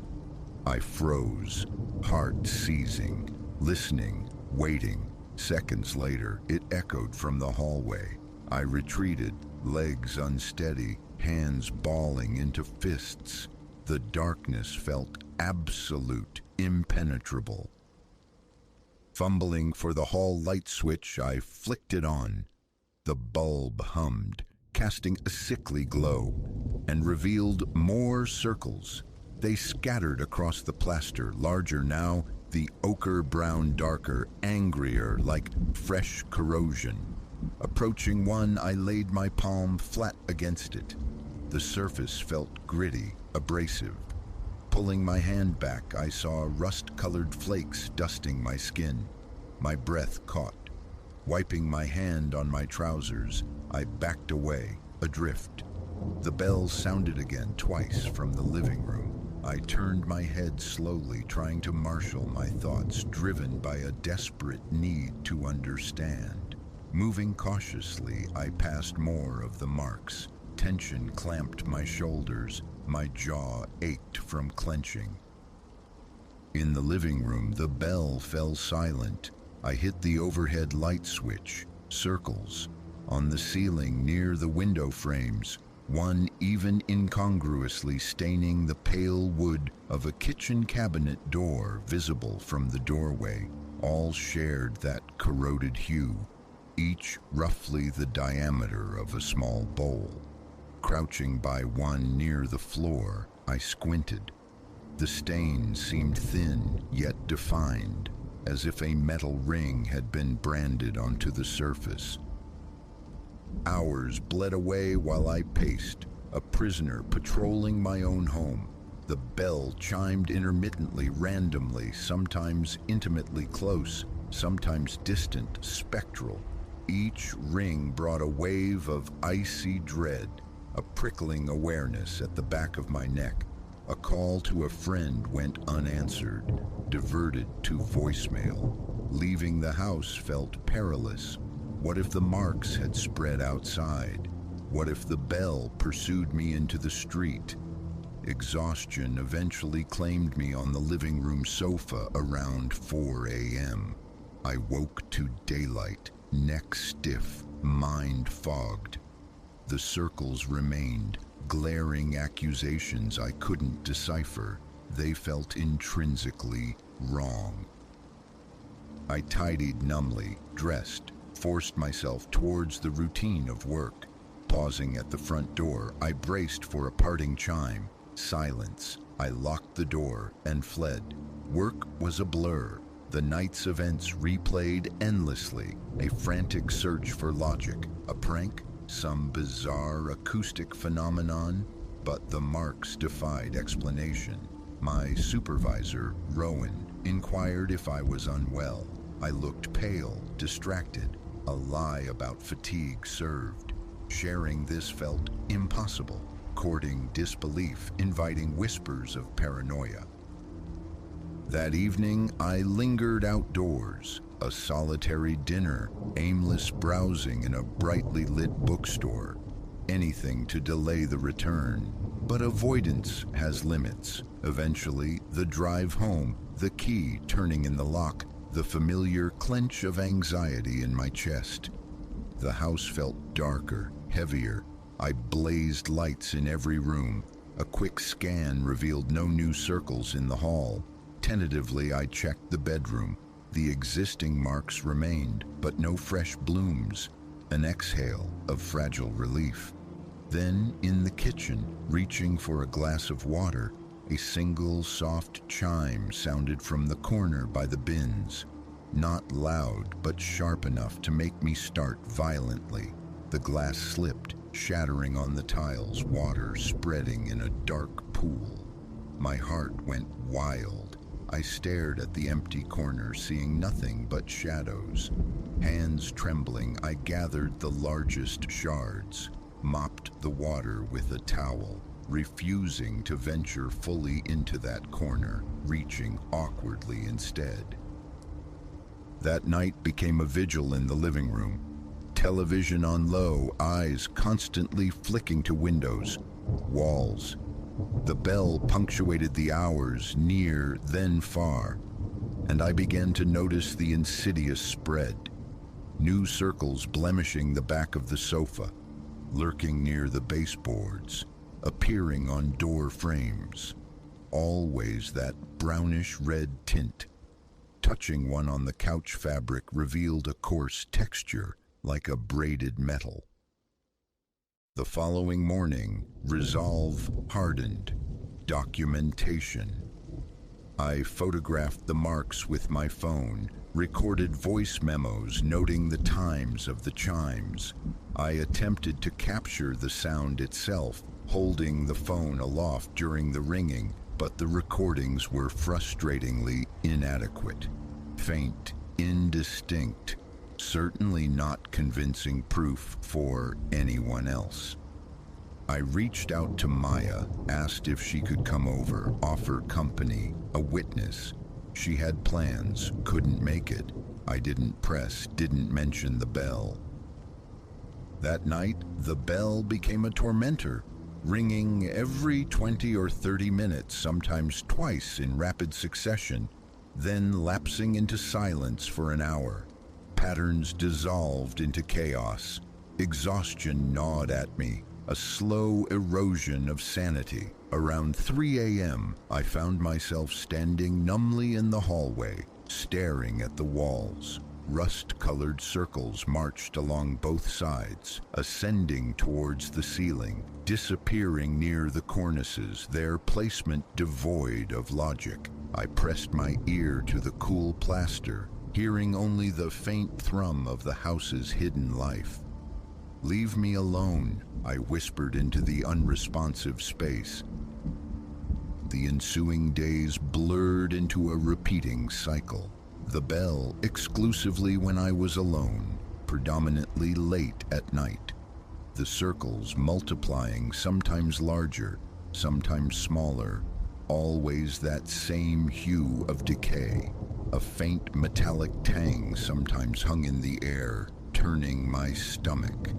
Cleaning supplies proved useless. Scrubbing only faded the marks temporarily before they reappeared, seemingly refreshed. My own home became a source of dread. I manufactured reasons to stay out. A drink at a quiet bar, sitting in the parked car, long walks leading nowhere. But the return was inevitable. Each time the key slid into the lock, my body braced. Hold breath, open door, listen.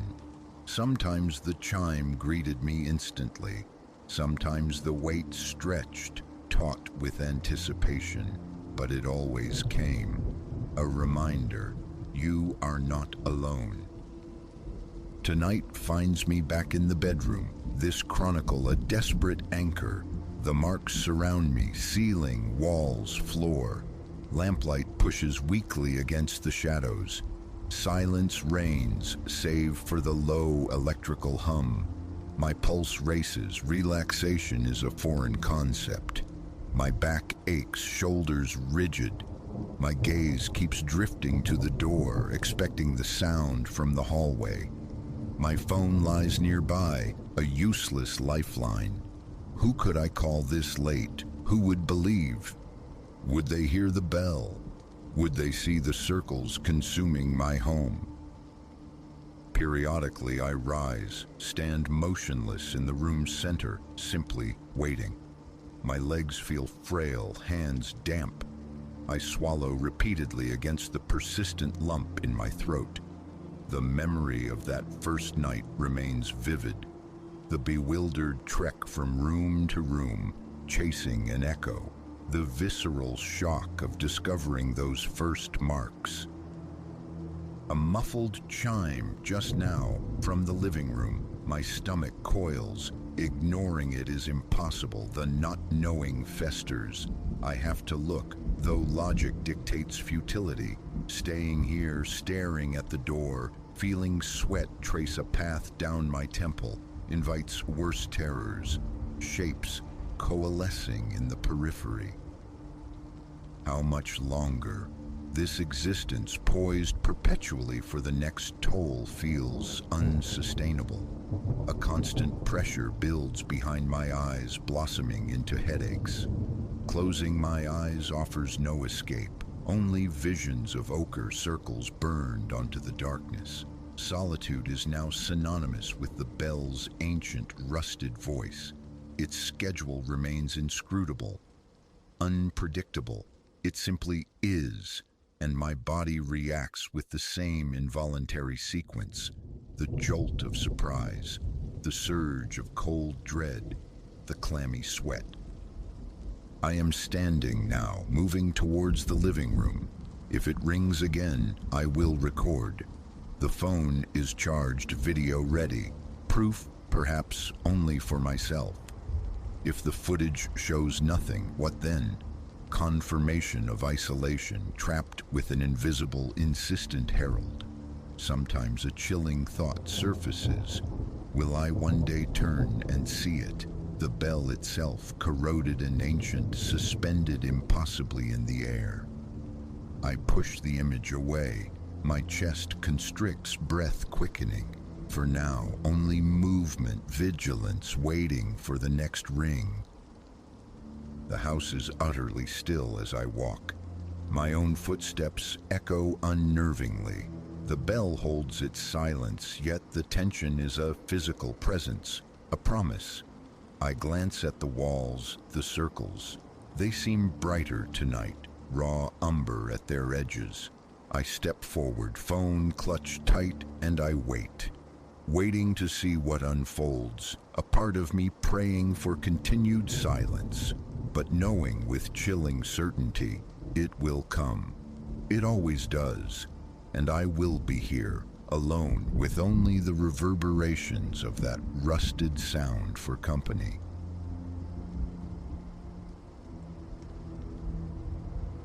The rot announced itself subtly, not with a bang, but a whisper of paper, a thick envelope sliding from one tailored suit sleeve to another. I saw it happen, a ghost of a transaction in the dust-choked cavern of the warehouse, repurposed as hope's last stand. In that instant, amidst the stacks of donated blankets and canned goods, the brutal truth crystallized. This deluge, this catastrophe that had swallowed our city whole, wasn't merely a tragedy to be endured. For some, it was a market. I'd plunged into the volunteer effort when the river god awoke, disgorging its fury and leaving thousands adrift in the wreckage of their lives. A primal urge to mend, to offer solace, propelled me forward. Naivete cloaked me then, a flimsy shield against the intricate venality I was about to stumble into, a web spun with greed that hummed with lethal potential. Those initial days blurred into a frantic montage of effort, doling out sustenance, guiding the displaced toward fragile shelters, performing any small act to staunch the overwhelming tide of suffering. Exhaustion was a constant companion, yet satisfaction bloomed in the fatigue. I felt purposeful, tangibly useful. But perhaps a week into this rhythm, dissonant notes began to intrude. Inventories listed shipments dispersed, yet the pallets remained stubbornly present. Generous donations arrived, vanishing before ink touched ledger paper, and always the polished shoes and hushed, urgent conferences of men whose immaculate attire clashed violently with the surrounding desperation. At first, denial served as refuge. Chaos breeds error, I reasoned. Cracks appear in any emergency, but a persistent unease coiled in my gut, tightening with each anomaly. It culminated one night when I lingered late, cataloging a fresh consignment of medical necessities. The cavernous warehouse felt deserted, amplifying the sudden murmur of voices trickling from the cramped office at the rear. Angry whispers, sharp and serrated. Compelled by a perilous curiosity, I navigated the maze of boxes, melting into the shadows near the office door, left conveniently ajar. Through the sliver of opening, two figures materialized.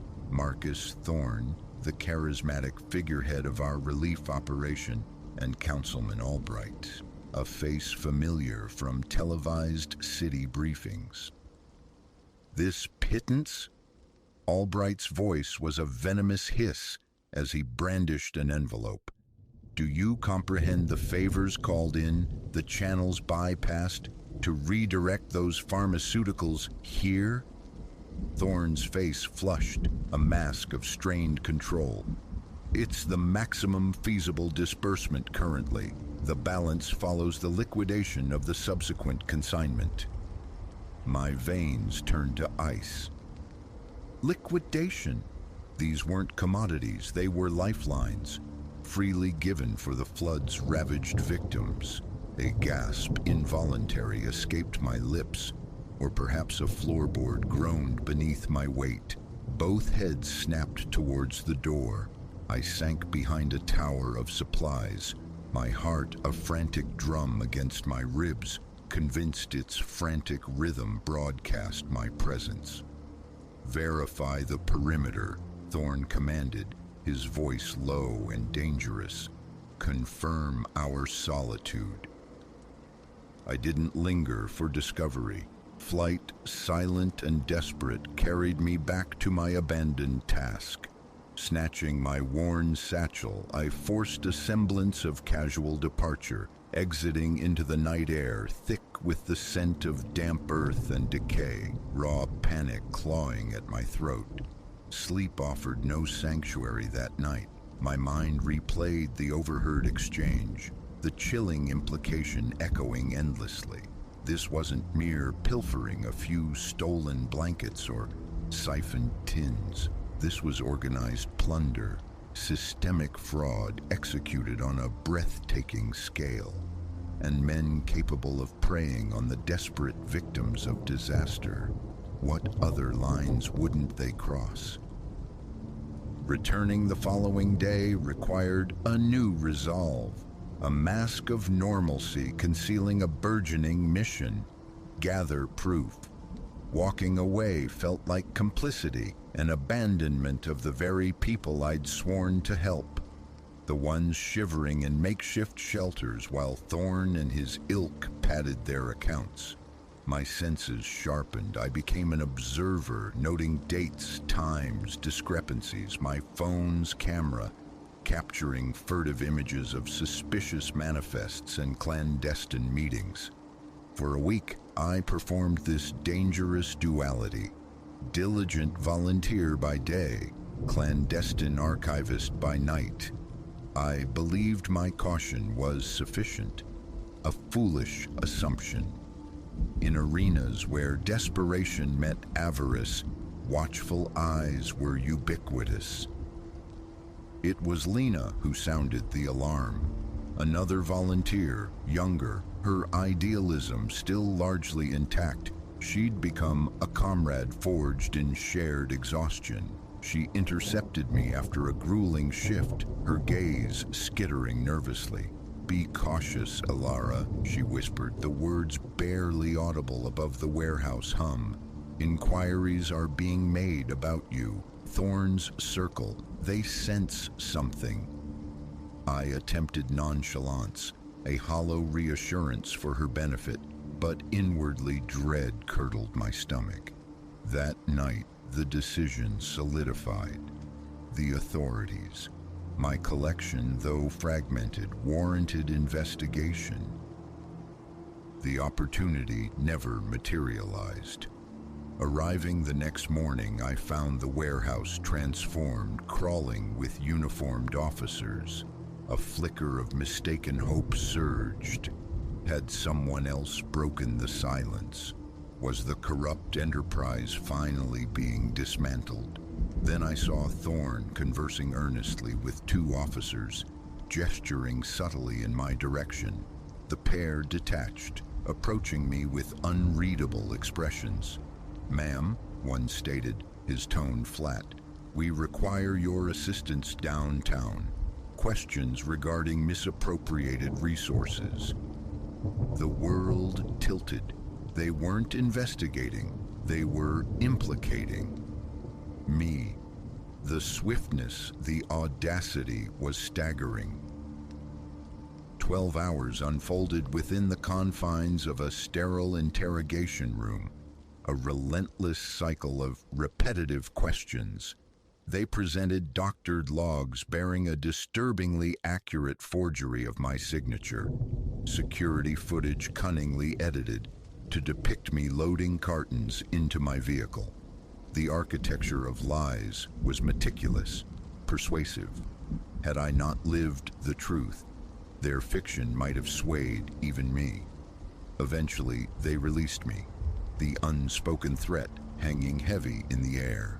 They possessed the leverage to shatter my existence should I persist. Defeat tasted like ash as I returned to my apartment that night, enveloped by silence and a suffocating terror.